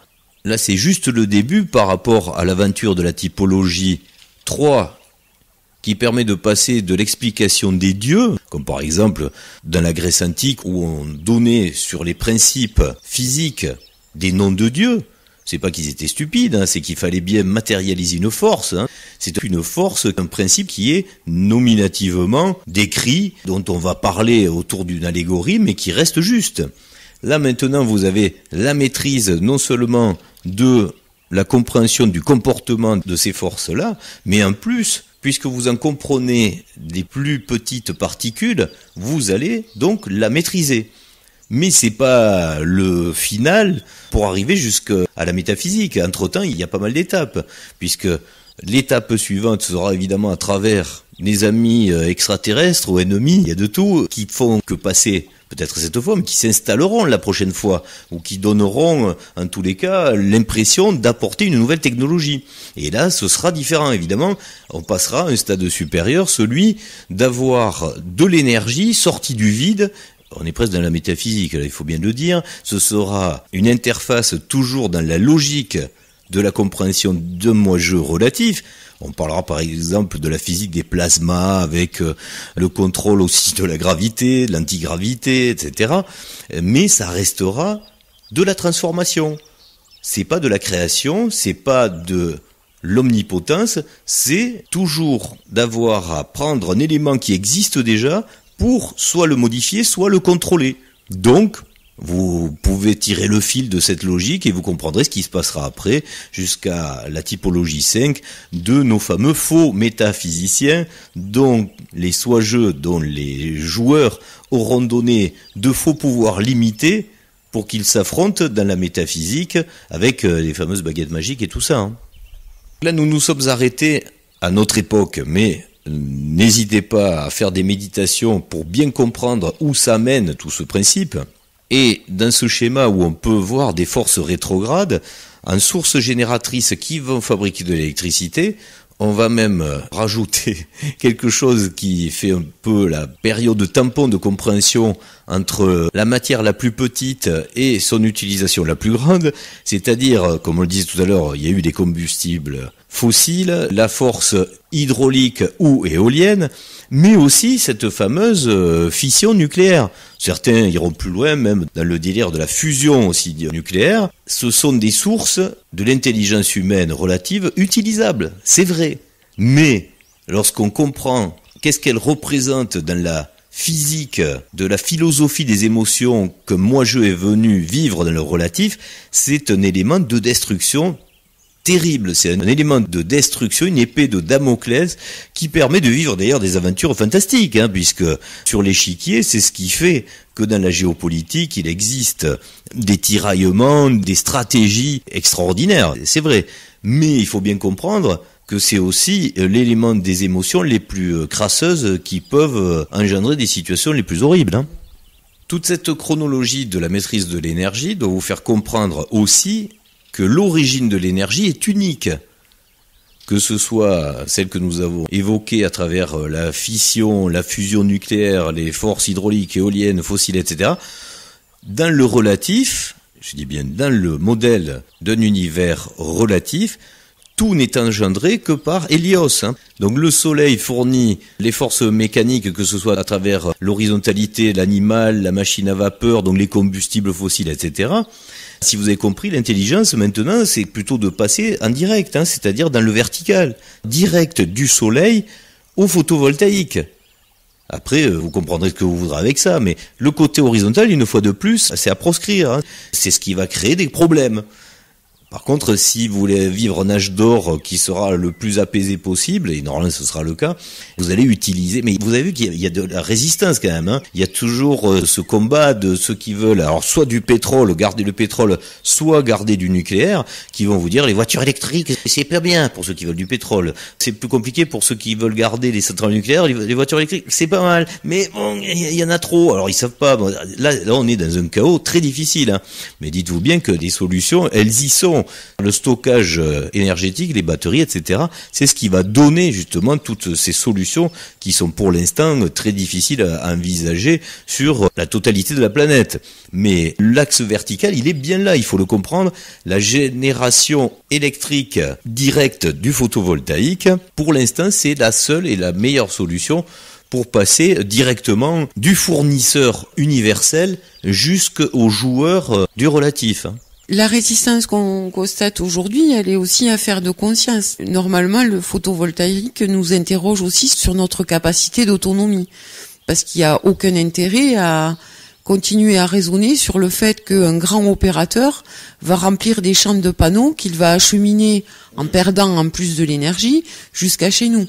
Le photovoltaïque, il nous interroge sur notre propre capacité à générer l'énergie dont nous avons besoin et donc à se poser la question de savoir si notre vie, elle est adaptée aux besoins que l'on a aujourd'hui. Et très certainement que tout un chacun demain ne va pas vivre comme il vivait il y a 20 ans. Les résistances, elles viennent du fait que si on n'a pas cette interrogation, on n'arrive pas à comprendre pourquoi avant c'était possible, pourquoi avant c'était pas cher, et pourquoi demain, à cause d'un discours qu'on va taxer par exemple d'écologiste sur le plan politique, on peut plus avoir ce que l'on avait au prix où on l'avait avant, etc. Donc c'est aussi une affaire de conscience et de remise en question de notre mode de consommation, de l'entropie que l'on génère nous-mêmes par ce mode de consommation et d'être demain, en fonction d'un besoin qu'on a adapté, notre propre fournisseur, parce qu'il y a un souhait et une nécessité d'autonomie. Je ne rebondirai pas sur tes propos, puisque c'est vrai que si nous devions développer tout ce qu'il y a à dire autour de ce combat que tu viens d'évoquer, on y passerait une semaine. C'est vrai que les manipulations sont énormes. Toi non plus, tu n'as pas voulu développer. Que ce soit les mensonges, que ce soit les influences faites autour de ce vrai problème, puisque ce qui émancipera l'individualité et par la psychologie, on va parler de la psychologie jungienne, l'individuation des joueurs relativement à jeu, C'est bête à dire, mais ça passera pas forcément au début par la philosophie, mais bien par l'individualité et l'autonomie énergétique. Donc par cette fameuse verticalité du soleil au joueur. Et tout ce qui s'oppose à ça, vous pouvez d'ores et déjà vous dire que c'est l'ancien monde. Donc c'est ce qui est appelé à s'éteindre et à disparaître. Et cet ancien monde, de toute façon, c'est malheureux. Mais pour qu'il disparaisse, c'est par le prix qu'on le fait disparaître. Et ce qui est terrible aussi, bon, alors, finalement, on y met les doigts dedans, c'est reparti. Non, on va juste pour dire une chose qui est terrible, parce qu'il faut le dire, c'est que les manipulateurs de l'ancien monde, pour garder le pouvoir, se servent des règles qu'ils savent bonnes, qui devront s'imposer dans le futur, pour vous les imposer, mais à leur manière, en continuant à vous les faire payer, alors qu'ils ne peuvent plus normalement vous les faire payer. Ces individus néfastes vont quelque part diaboliser les solutions qui sont pourtant les bonnes. Que le fait à un moment d'être végétarien, de rouler en voiture électrique, d'utiliser l'énergie solaire propre, etc., et une partie des gens qui vont résister, alors que c'est la solution, mais ils vont résister parce qu'ils n'ont pas envie que ça leur soit imposé de cette façon-là. Pour autant, il faut se dire aussi que c'est la moins mauvaise des pressions, quelque part, le prix, puisque il nous fait réfléchir, je dirais, sans souffrance. Parce que on peut imaginer aussi que on aurait pu renoncer et s'interroger, comme tu disais, sur le caractère de ce changement énergétique et donc de notre propre autonomie énergétique autour d'un événement catastrophique du type explosion nucléaire ou etc. Donc, quelque part, ce qui se met en place se met peut-être en place par la moins pire des pressions. Nous resterons sur cette prospective qui, pour l'instant, en tous les cas, c'est vrai, est plutôt rassurante du pire qui est évité, pour l'instant. Pour bien comprendre comment fonctionne cette mécanique du carré Sator, et donc de l'organisation de la matière à travers ses plus petits éléments, atomiques et électriques, il faut avoir une conscience des échelles de la matière. Nous faisons donc une représentation imagée pour bien faire prendre conscience de ce dont quoi nous sommes constitués, et de ce qui constitue notre environnement de la matière. Et là, c'est malheureux, mais dans les référentiels que nous connaissons tous, nous allons nous servir du football. Ça va faire plaisir à tous les intellectuels, puisqu'on a tous en perception l'échelle que représente un stade de foot. Un stade de foot, c'est assez vaste, surtout quand nous allons préciser l'échelle atomique en proportion d'un stade de foot avec un noyau, le noyau de protons de l'atome qui se trouverait au centre de ce stade de foot, ce noyau qui aurait, on va zoomer, la taille d'un grain de riz au milieu de ce stade de foot. Donc ça c'est le noyau, et c'est au niveau des cages de but que graviteraient d'électrons. Il y aurait donc 50 mètres de vide entre le noyau et l'électron qui s'y rattache. Nous vous laissons méditer et prendre conscience de tout le vide dont la matière est composée. Mais ça, c'est un raisonnement, si nous en restions à ce concept de vide, qui s'apparenterait aux mystiques de ceux qui fascinent avec le New Age, puisque ce qui nous intéresse, c'est pas le vide, bien évidemment, mais c'est plutôt la partie animée. Et lorsque vous prenez conscience, et on va le voir plus tard dans les diapositives qui suivent, que tout, du plus petit des objets jusqu'au plus grand, que ce soit une planète, que ce soit toute la matière de la masse d'un système solaire, d'une galaxie, appelle à cette réflexion, certes qu'il y a beaucoup de vide, mais qui a quand même beaucoup de génie à créer une structure qui représente de la matière intelligente, qui sait se déplacer, qui sait garder sa cohésion, et qui elle-même est en déplacement. Donc une fois de plus, c'est quand même très insultant de dire que la matière n'existe pas, et que le temps n'existe pas, puisque pas de temps, pas de chronologie, donc pas de matière, on l'avait déjà expliqué dans d'autres vidéos. Il fallait avoir, tout d'abord, avant de développer, avoir cette conscience des échelles pour comprendre un petit peu mieux, au passage, les aberrations qui sont avancées par le New Age, et bien insister sur l'aspect du chronos, de la logique, de la chronologie nécessaire, donc du temps obligatoire pour qu'il y ait de la matière. Pour exagérer le raisonnement, si vous arrêtez le temps, vous arrêtez l'énergie, vous arrêtez la matière. Et une fois de plus, on est chez les nihilistes, il n'y a plus rien. Pour que la matière existe, pour que quelque chose se passe dans notre aventure, il faut obligatoirement la chronologie, il faut du temps, un ordre de succession.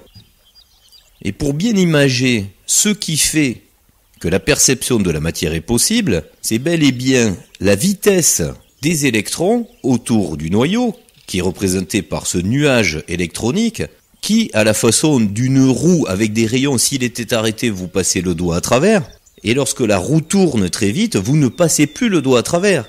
C'est l'exemple le plus parlant pour avoir la compréhension que la chronologie, donc que le temps et que la matière existent bel et bien. On peut l'affirmer, la vitesse électronique permet la consistance matérielle. Pour imager dans les 3 dimensions, et ça reprendra un petit peu l'idée de la roue ou d'un ventilateur, lorsque nous arrêtons à un instant T le plan d'occupation volumétrique, certes il n'y a pas grand-chose, mais selon la vitesse de déplacement de tout ce qui crée cette organisation de la matière, dont nous verrons quelle est l'origine, puisque ça c'est important, il faut parler aussi de métaphysique, si on accélère le mouvement, on s'aperçoit que du rien, il y a beaucoup de présence au final, puisque c'est une vitesse et donc une omniprésence du volume d'occupation. Ce qui nous refait affirmer, et c'est là que la physique a beaucoup de mal, puisqu'elle ne peut pas arrêter l'instant, le temps arrêté ferait un spin 0, serait bien égal à pas de matière, ou presque pas. Puisque certains diront, mais le proton, le neutron sont bien présents. Mais eux-mêmes sont composés de quarks qui obéissent à la même règle de réflexion. Ça sert à rien d'aller le développer plus loin, vous en comprendrez les subtilités d'échelle. Vous pouvez donc d'ores et déjà balayer tous les New Age avec ces concepts de temps et de matière qui n'existent pas. Ça, c'est l'aberration de la folie du moi-je relatif la plus absolue, si on peut mettre justement de l'absolu dans du relatif une fois de plus. La matière, on peut le dire, elle dépend donc d'une vitesse. S'il y a une vitesse, c'est donc une énergie de mouvement. Et dans cette diapositive, il y a une petite subtilité que nous n'allons pas développer maintenant, mais qui vous donne un indice sur ce qui va être développé un petit peu plus tard, sur la compréhension de ce qui crée cette vitesse et cette énergie, et qui, on peut le dire d'ores et déjà, peut créer une différence de constatation selon le point de vue qu'on peut déterminer relatif au rapport de cette vitesse.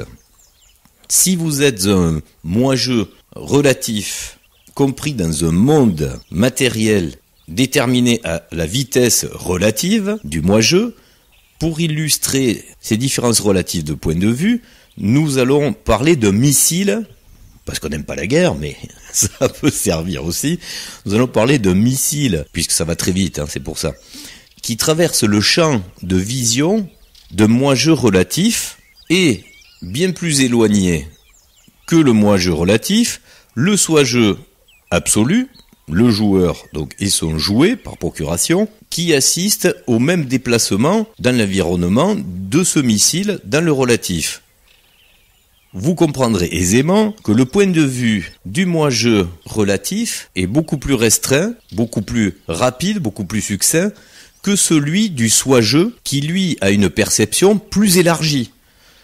Alors ces concepts sont faits pour comprendre les différences évidemment relatives de point de vue, même si ça ne se passe pas comme ça dans la réalité. C'est pour une compréhension de la perception de la matière, notamment de ce qu'elle a de juste subi dans le moi-je du relatif, mais surtout, et là c'est plus dur à imaginer, dans ce qu'elle a de créé par rapport au soi-je. Dès lors, il devient pour nous ici plus facile de le rapporter à cette compréhension par rapport à une distance et une vitesse. C'est exactement la même idée que nous voulons essayer de vous faire prendre en conscience par rapport à la perception de la matière et donc de la compréhension de l'organisation de cette matière. On peut aussi au passage aborder dans la compréhension la différence d'aptitude, de niveau de perception qui est autorisée à un joueur moi-je relatif et les possibilités sans limite du soi-je qui lui intègre son omniscience et son omnipotence pour la création de cette matière. Si vous n'avez pas la perception de cette idée de conception de la matière que nous voulons vous transmettre, on va l'aborder sous une forme, sous une compréhension différente, en définissant la matière. Et là, une fois de plus, vous savez comme nous sommes attachés dans ce logiciel à la France et au français, cette langue merveilleuse qui recèle des trésors cachés de compréhension extraordinaires, et ce mot matière, dans sa définition, la matière, qui peut être compris comme l'âme à tiers, composée de 3 tiers, et qui vous donne la solution de ce qu'il faut trouver dans la composition de ce qui fait la compréhension de la matière. On l'a déjà vu, on l'a déjà développé, on a essayé bien de le faire comprendre. Cette matière, pour qu'elle soit tangible, pour qu'elle soit concrétisée, elle est composée, on l'a vu, tout d'abord de mouvements, donc de l'énergie. Ça, c'est le premier tiers de l'âme à tiers. Dans les différentes strates, les différentes lames qui composent ce millefeuille organisé de la matière, on trouve également une obligation d'avoir un plan de cohérence. C'est ce qu'on appellera l'architecture. C'est le deuxième tiers de la matière, c'est le plan d'architecture, sans quoi rien ne peut être cohérent. De l'énergie déployée pour rien, dans rien, ça fait rien. Qu'on est obligé d'avoir une cohérence, une intelligence d'organisation, de coordination, et ça, c'est ce que nous appelons l'architecture. Mais ça ne suffit pas pour faire la matière. Il faut l'énergie, il faut l'architecture, et il faut le troisième tiers. Alors, lorsque on discute de cette grande réflexion avec des personnes qui veulent bien s'adonner à la philosophie de notre passage sur Terre, en général, ces 2 éléments sont ceux qui sont trouvés le plus facilement. Tout à fait. C'est le côté simple et constatable, quelque part. Mais le troisième tiers est souvent très difficile à faire découvrir à toutes les personnes qui veulent réfléchir à ces 3 tiers. Cette matière, puisqu'on a besoin de la matière, elle est obligatoire pour jouer, que ce soit dans l'absolu ou le relatif, il y a toujours de la matière. Mais elle n'est pas programmée de la même façon. Nous verrons la différence un petit peu plus tard, et vous l'aurez peut-être déjà compris, évidemment. Ce troisième tiers, il est tout simple. Si nous sommes en train d'en parler en ce moment, si nous sommes en train de profiter d'une langue, d'un cerveau, de cordes vocales, c'est bien que nous-mêmes, d'ailleurs, nous sommes constitués de cette âme à tiers. Nous utilisons donc, ou quelqu'un utilise pour nous, cette énergie, cette architecture, ce plan. Mais donc, le troisième élément indispensable, et qu'on oublie toujours, et c'est ça qui est terrible, c'est quand même terrible puisqu'il fait partie justement de la radicalité de la chose, de l'essentiel, c'est bien le décideur. Il faut une conscience pour le vouloir. Et c'est ce que nous appellerons donc la volonté.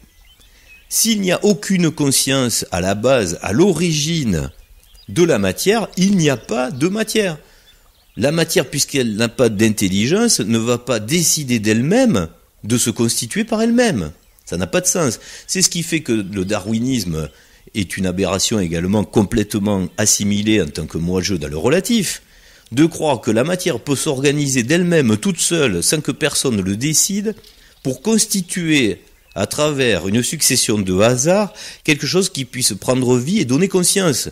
Alors qu'on est totalement dans l'inverse du processus de l'intelligence de la création qui nécessite plutôt une conscience, donc une idée et une intelligence qui va ensuite se servir et inventer l'énergie et l'architecture pour créer son environnement et se créer soi-même.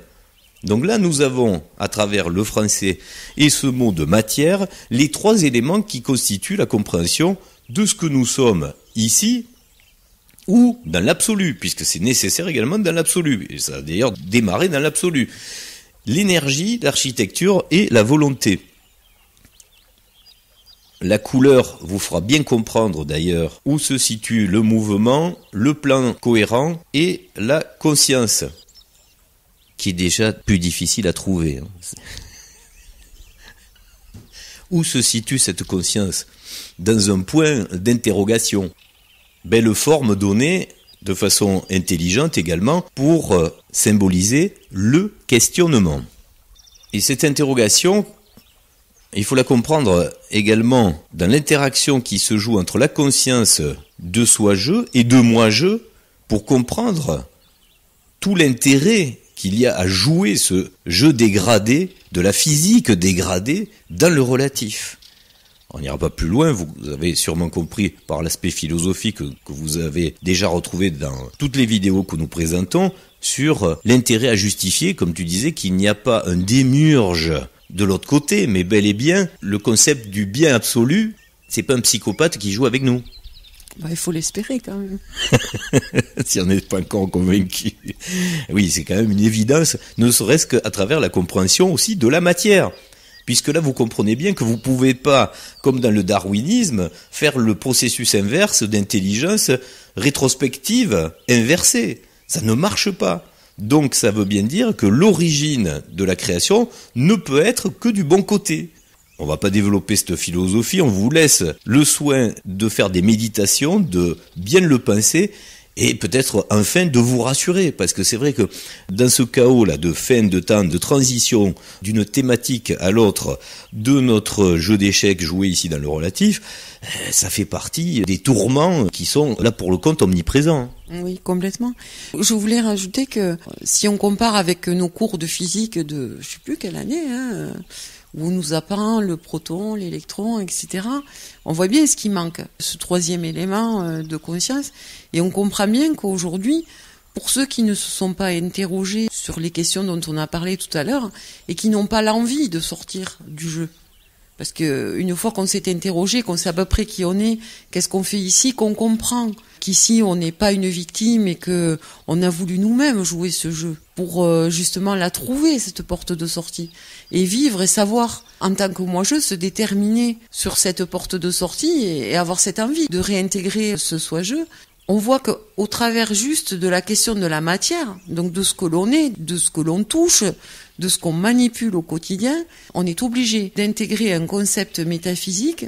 Et si on ne s'est pas interrogé, et si on n'a pas cet éclairage de la possibilité de sortir du jeu, et si on n'a pas déjà fait le choix de savoir quelle sortie du jeu on pouvait envisager, évidemment qu'on nie le temps, qu'on nie la matière.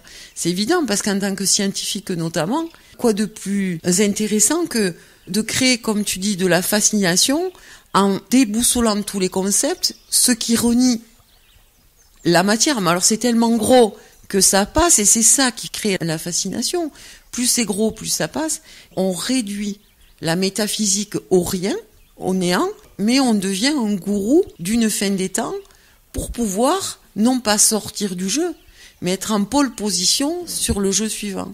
Donc, ne serait-ce que par le mot matière, juste on déroule ce mot matière, ce qu'on est tous, on comprend ce qui se joue, un des enjeux majeurs aujourd'hui, et un des plus gros mensonges de la métaphysique, mais sur une fin de cycle, quelque part, ça fait partie du jeu. Et tout ça, c'est dans le carré Sator. C'est quand même extraordinaire, parce qu'on revient au plan du carré Sator, et vous comprenez bien maintenant que ce qui manque à la physique dans la compréhension, donc qui est du ressort de la métaphysique, c'est bel et bien ce fameux Sator à repos, qui est justement le décideur. Quelle est l'explication de ce qui opère la rotation?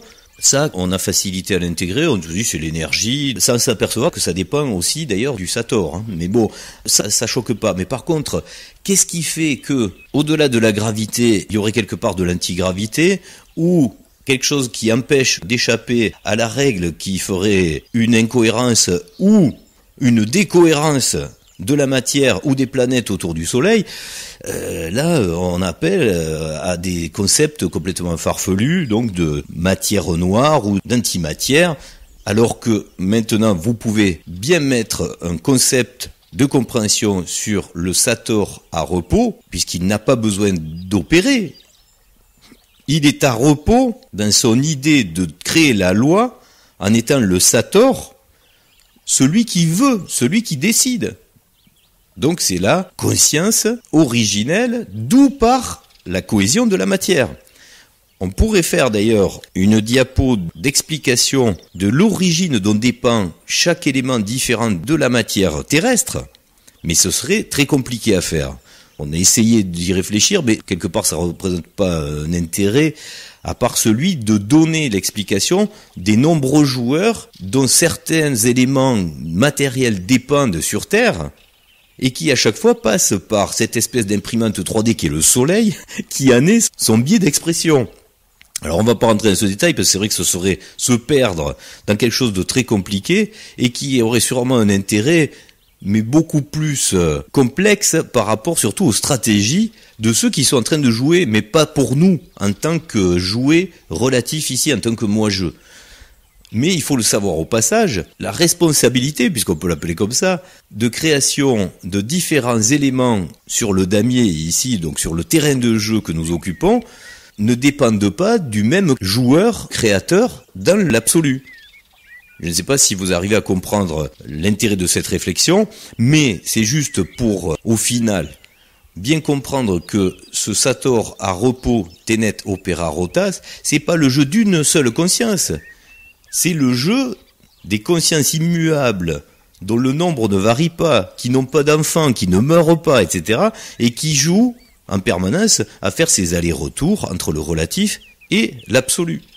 D'ailleurs, pour imager tout ça bien plus simplement, et sans rentrer dans les détails de la logistique, on va dire, stratégique, nous mettrons en ligne la vidéo du carré Qatar qui tout simplement donnera l'image concrète de cette compréhension de ce qui s'endort et se réveille à différents moments des étapes du jeu. Et on peut bien comprendre aussi, puisqu'on est dans le mot comprendre, que ces consciences-là, elles ne peuvent pas être ni hors matière, ni hors du temps. Je rajouterai même ni des lumières, juste. Voilà. Oui, puisque pour donner des références, d'ailleurs de certaines religions ou même du New Age, pour certains, l'absolu est sans identité. Ça, lorsque vous entendez ce genre d'aberration, là aussi, fuyez. Au contraire, il y a une réelle identité sur chaque joueur en conscience dont les jouets dépendent ici dans le relatif. Et dans le New Age, on a aussi le fameux, le spirit dans la matière pour une expérience et le retour hors matière. Après, on ne serait plus dans la matière, hein, ou alors même de la lumière, hein, c'est-à-dire des êtres de lumière. Là aussi, le concept échappe complètement à l'intelligence de la matière. Hein. Donc, de nouveau, c'est piège à Spunz. Le fait qu'il n'y aurait pas d'individualité serait nier une connaissance qu'on a depuis la nuit des temps et qui est exposée dans tous les artefacts majeurs, tous les messages majeurs qui nous ont été laissés, c'est le zodiaque et l'influence du zodiaque. Donc finalement, entre tout ça, on n'en arrive au rien, quoi. La métaphysique, c'est juste un gros sac à rien. Dans le relatif, oui. New Age, attention, un est tout, tout est un, etc. C'est aussi grosse bêtise énorme. Rien.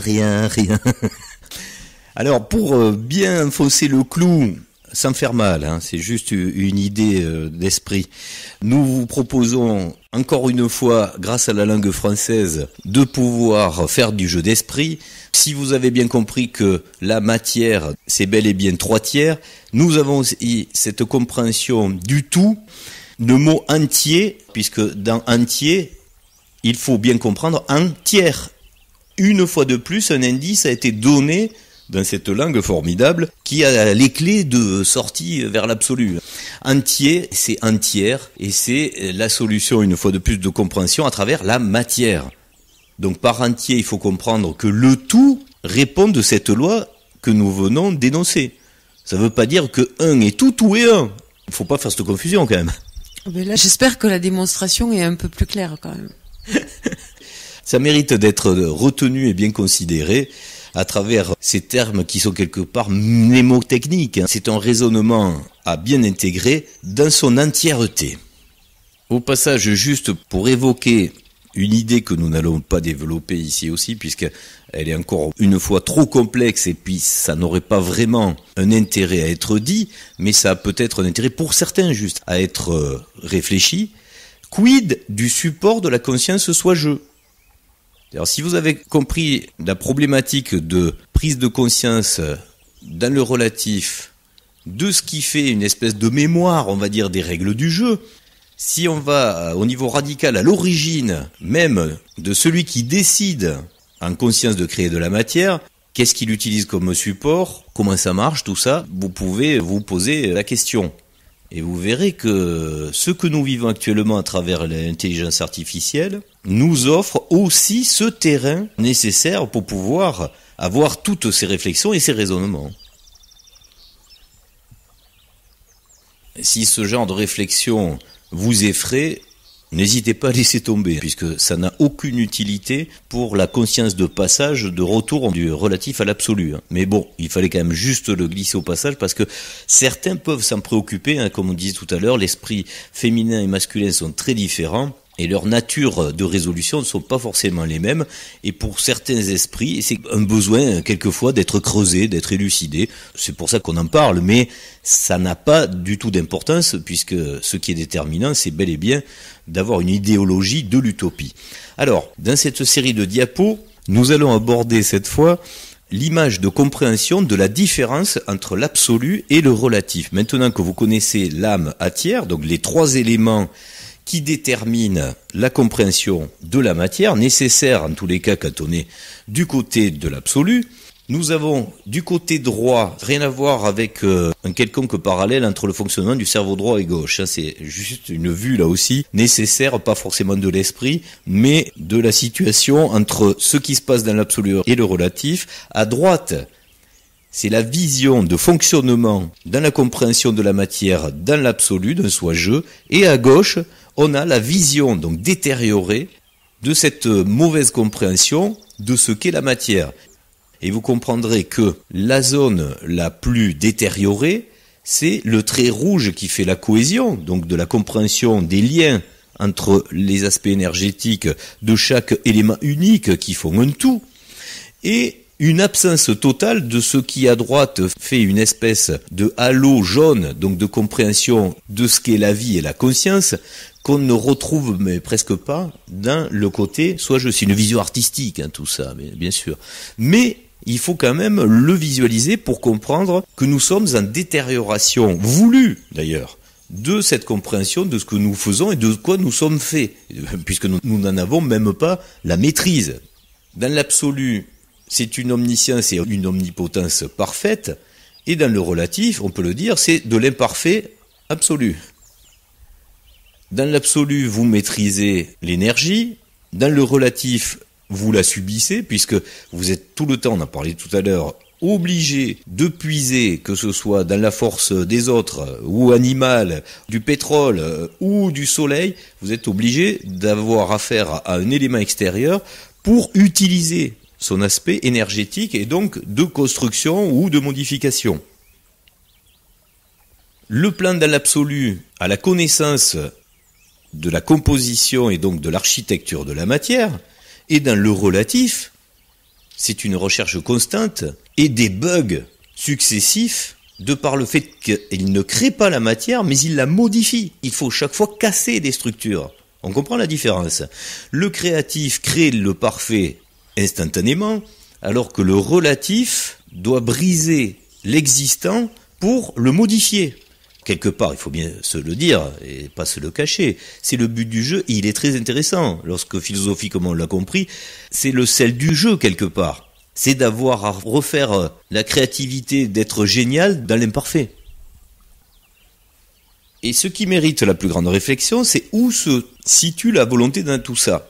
Alors ça fera appel lorsque vous allez bien sûr le méditer, lorsque vous allez le raisonner surtout, pour comprendre que dans l'absolu, ce libre arbitre est total, mais dans le relatif, est très diminué et il se retrouve plutôt avec une volonté à géométrie variable. Il y a beaucoup de déterminisme et un libre arbitre qui a une part, c'est sûr, puisque le jouet ne serait pas évolutif s'il n'avait pas de libre arbitre. Puis il faut bien qu'il joue le jouet, mais il subit tellement d'éléments, et il a tellement de limites et de contraintes que le libre arbitre est forcément réduit. Et c'est de par cette imperfection qu'il fournit à son joueur soit jeu les fameuses émotions que lui ne connaîtra jamais. Voilà. Les fameux échecs, la mort, etc., tout ce qu'on connaît de plus atroce ici. Pour faire un raccourci, vous comprendrez bien qu'au final, la différence à travers la compréhension de cette matière nous vient bien de la maîtrise de la matière et donc de la différence de potentiel qui est fournie dans l'absolu et qui ne l'est pas dans le relatif. C'est ce qui détermine justement les règles du jeu et qui permet l'articulation d'avancer grâce à ce jeu nous, puisque nous sommes quand même plusieurs. Bon, ça c'est pour rigoler, hein. Ça c'est pour rendre hommage à tous ceux qui font du spectacle autour notamment de la langue des oiseaux. C'est mignon. Oui. Est-ce que ça permet de comprendre quelque chose? Bah oui. Philosophiquement, oui. Oui, tout à fait, oui.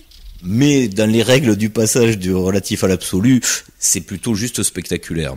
Alors, ce qui est plus compréhensible, et peut-être d'ailleurs qui est quelquefois mal utilisé, notamment en alchimie, ou dans des cabinets obscurs, il s'agit du fameux solvé et coagula, que nous venons d'expliquer. Donc là, si vous n'avez pas compris, on va pas refaire le diaporama.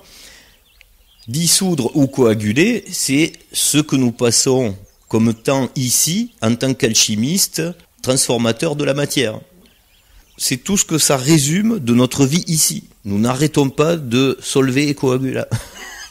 Mais il faut bien comprendre que dans l'autre partie de la vraie vie vécue dans l'absolu, tout ça n'existe plus.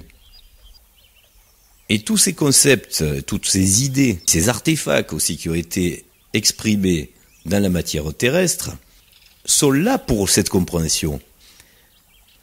Donc ce carré Sator qui est vraiment merveilleux, de savoir que jusqu'à présent, en tous les cas, dans la majorité des communications qui sont mises en avant par les algorithmes, transmettent quelque chose qui veut rien dire, c'est quand même très rigolo au final.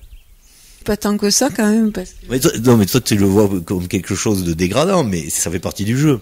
Le message il est tellement fort par rapport à ce qu'on est et le lieu où l'on vit, quelle est notre destinée.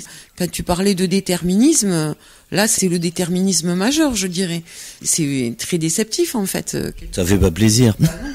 Non. Ceci dit, je pense que si on se satisfait de ce genre d'explication, c'est que peut-être on n'est pas encore en phase d'être dans la compréhension d'une explication comme celle qu'on vient de faire. Et comme tu dis, c'est pas bien grave. Mais ce qui est drôle, on le redit parce qu'on aime bien, que même quand c'est dévarié, quand c'est désorienté par notamment les joueurs de la typologie 2, en disant que c'est un pater noster, notre père, et pour nous aussi, côté langage des oiseaux et catharisme, notre père qui est aux cieux, c'est notre père P-A-I-R-E. C'est ça qui fait le jeu. Quand tu parles de l'alchimie avec Solvay et Coagula, il y a ceux qui vont s'embarquer dans l'achat de tout le matériel du petit alchimiste, parce que il faut le rappeler, regarder des vidéos, aller à des conférences, des choses comme ça, bien sûr que ça aide. Mais ça fait pas le travail. Le travail, il est personnel, il est individuel. Il faut accepter de se perdre dans sa propre solitude. Comme tu disais, l'alchimie, on n'a pas besoin d'acheter du matériel pour en faire tous les jours. Quand on bricole, quand on jardine, si on est attentif, qu'on fait un travail de conscience, on le voit tout ça. C'est un peu ça que rappelle ce carré. Le jeu, il est dans le quotidien. On n'a pas besoin d'être un grand maître de quoi que ce soit pour comprendre le jeu et en sortir. Il faut avoir une démarche sincère et un peu solitaire aussi.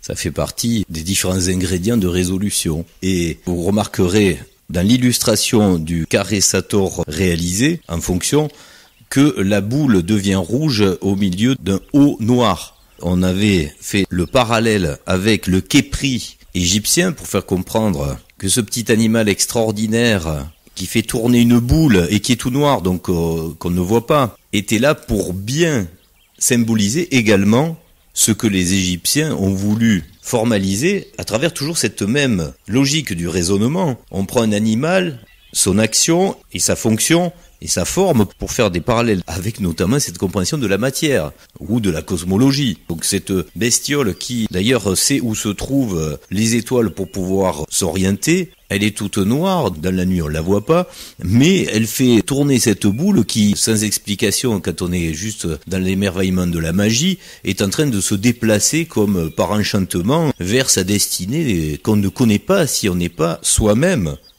la volonté qui veut amener cette boule jusqu'à son but. Avec nous ce képri et sa boule d'immondice qui représente la terre. C'est pas que nous soyons insultants, mais on a bien compris qu'ici c'était délicat. Ben oui, mais il pousse pas une boule de caillou. Enfin, bref, quoi. C'est du neuf. Allez, on se ressaisit parce qu'on avait besoin de rigoler un petit peu. Mais tous ces parallèles de compréhension sont très rigolos au final, puisque ils paraissent totalement futiles, vraiment imaginatifs, presque infantiles. Mais non, il y a toujours un fond très profond, justement. C'est un puissant fond qui mérite toujours une réflexion. D'autres images pour vous faire comprendre la relativité est quelque chose que nous avons mis en forme à travers la cosmologie, mais qui est une vue d'esprit pour prendre en conscience comment pourrait s'articuler en 3 dimensions ou, on va dire, dans la géographie spatiale, le monde relatif et l'absolu, entre 2 éléments qui fonctionneraient perpendiculairement, dont vous n'avez pas la perception si vous n'avez pas possibilité de faire ces rotations. Et là, on peut le comprendre avec cette mise en forme. Je vois et je comprends vu d'ici, mais si vous tournez pas la tête, vous comprendrez qu'un seul côté. Et ça marche dans plein de sens et à des distances, on l'a vu tout à l'heure, selon les distances également différentes. Évidemment, selon les vitesses. Tout ceci pour comprendre que la complexité de la relativité de la conscience transmise par cette interface qu'est la matière n'a que très peu d'accessibilité pour nous qui sommes dans le relatif. Et ces différentes images nous le font comprendre à travers cette phrase. Je vois sans comprendre vu d'ici, ou je peux comprendre vu d'ailleurs. C'est ce que ça veut dire. Mais c'est une fois de plus une occasion de mettre en forme cette relativité entre l'absolu et le relatif. Vous aurez compris que quand nous aurons dépixelisé ce monde du relatif, nous rejoindrons le point de vue du joueur soit jeu. Et c'est cette subtilité qui donnera évidemment le point de vue du jouet moi jeu à un joueur soit jeu. Et ce que nous avons fait en tant que Qatar, c'est mixer la compréhension de la matière à travers le carré Sator et ce qu'il exprime, et la philosophie d'une phrase toute simple qui paraît d'ailleurs simple, mais qui recèle dans sa structure la formidable magie de l'agglomération entre la compréhension de ce qui est tangible, entre ce qui est perceptible, ce qui est dans la matière, et dans la philosophie de ce que vous devez avoir dans le cœur. Et là, on touche au carré magique qui réapparaît, le fameux carré Qatar, Qatar Areta Tenet Atera Ratak, qui, pour être décrypté rapidement et beaucoup plus simplement qu'un carré Sator, signifie Qatar, en définition la personne qui fusionne son Ka et son Ak à travers la compréhension également du soleil, puisque nous n'avons pas le même soleil quand on est dans le relatif et l'absolu. Ra ou Ar, c'est pas la même chose, mais dans Qatar, vous comprenez l'articulation de ce que veut dire un Qatar, cette compréhension du Qatar qui lui veut arrêter, donc arrêta, Tenet, à terra, donc à la terre, rattaché. Celui qui veut finir d'être rattaché et même lié, ce sont des liens, mais là, comme un boulet, la terre. Hein. Ce qui nous relie ici, nous tient ici.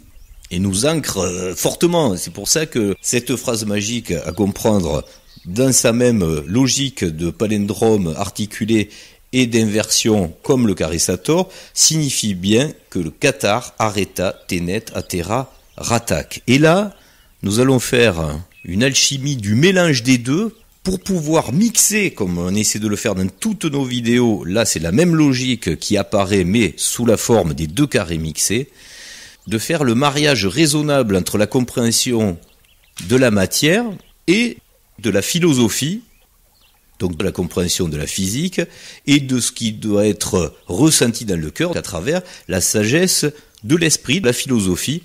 Et là, nous allons juxtaposer ces deux phrases, Qatar arreta tenet atera ratak et Sator a repos tenet opera rotas, et décomposer l'explication en donnant le parallèle complet de la physique et de la philosophie, ce qui donne Qatar, Sator, arreta, a repos, tenet, opera, atera, rotas, ratak.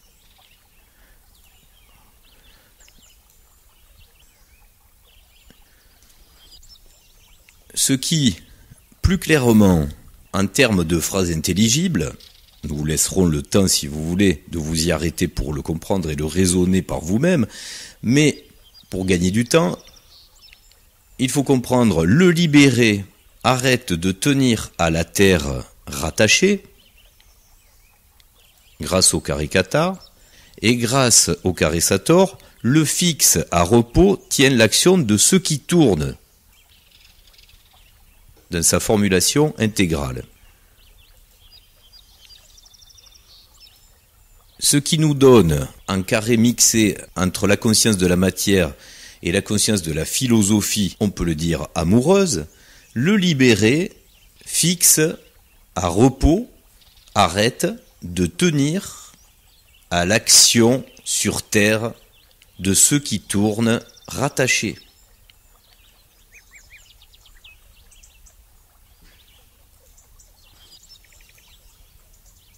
Le libéré fixe à repos, arrête de tenir attaché à l'action de ceux qui tournent sur terre.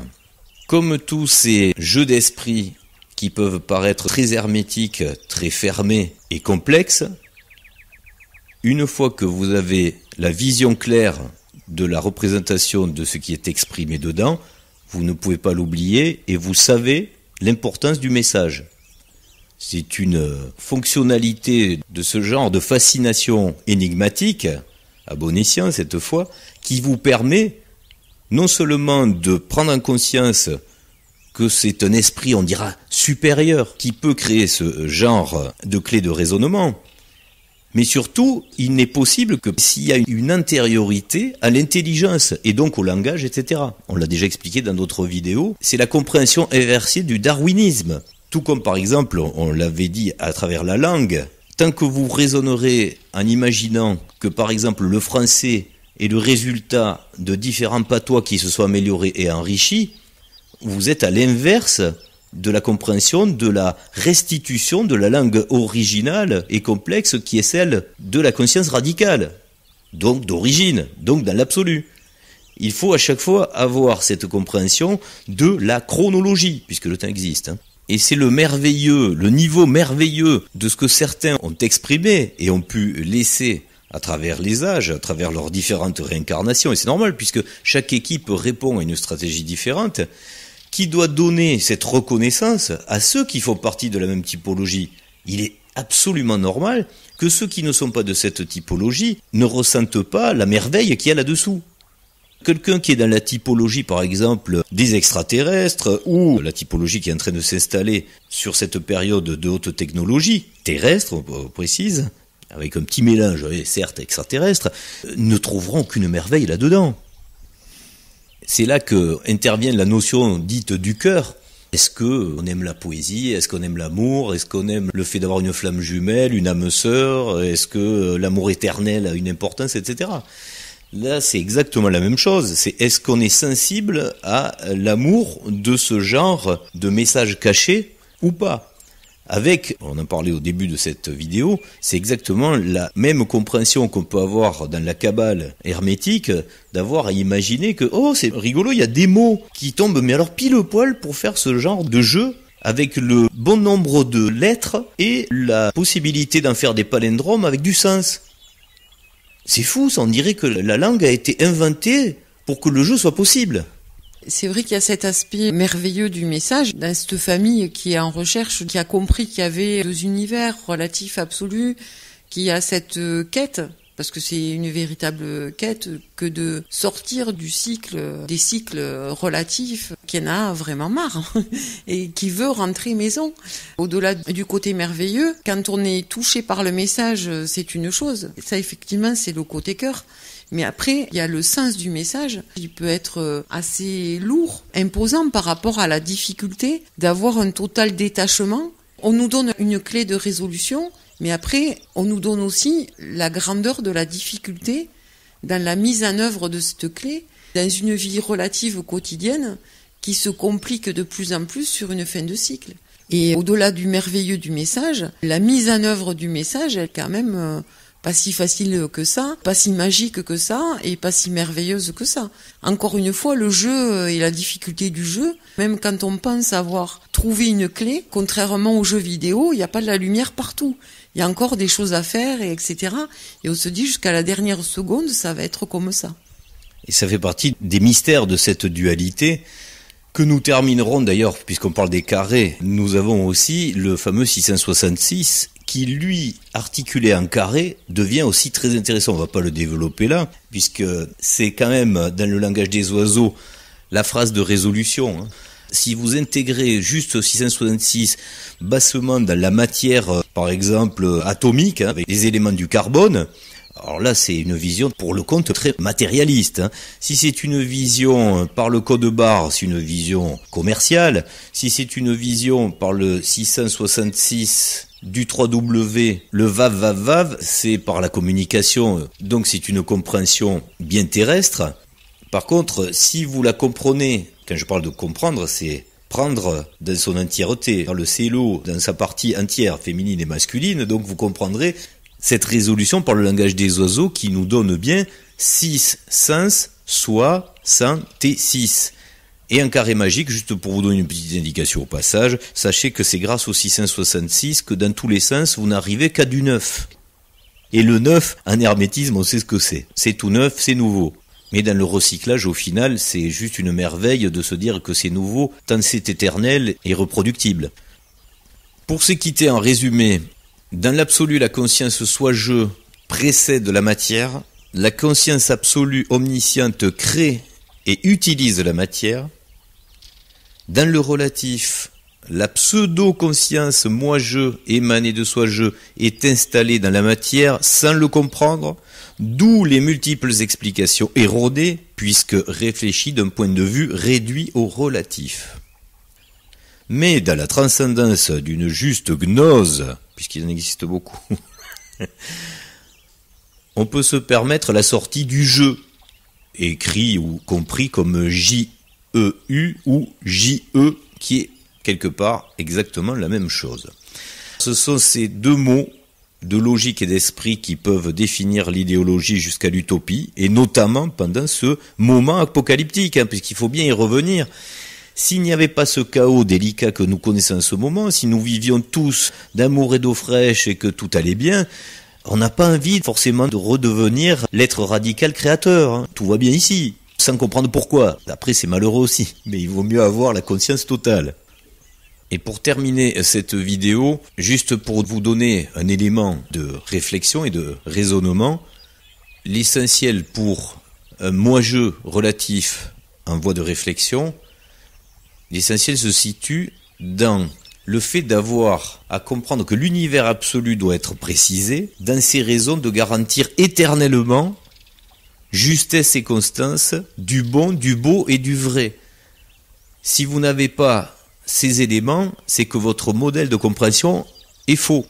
Il faut le respect de cette règle, sinon ça veut bien dire que le parfait n'est pas parfait.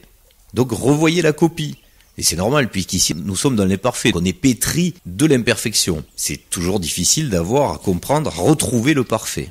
Et en compréhension logique, évidemment, puisque nous sommes rationalistes, des raisons qui nécessitent la création d'un univers relatif, puisque une fois qu'on a compris ce qui se passe des deux côtés, que ce soit à travers le comportement de la matière ou de la philosophie, à avoir cette nécessité à créer du lait pour retrouver du beau, eh bien vous aurez compris la totalité du fonctionnement de ce jeu.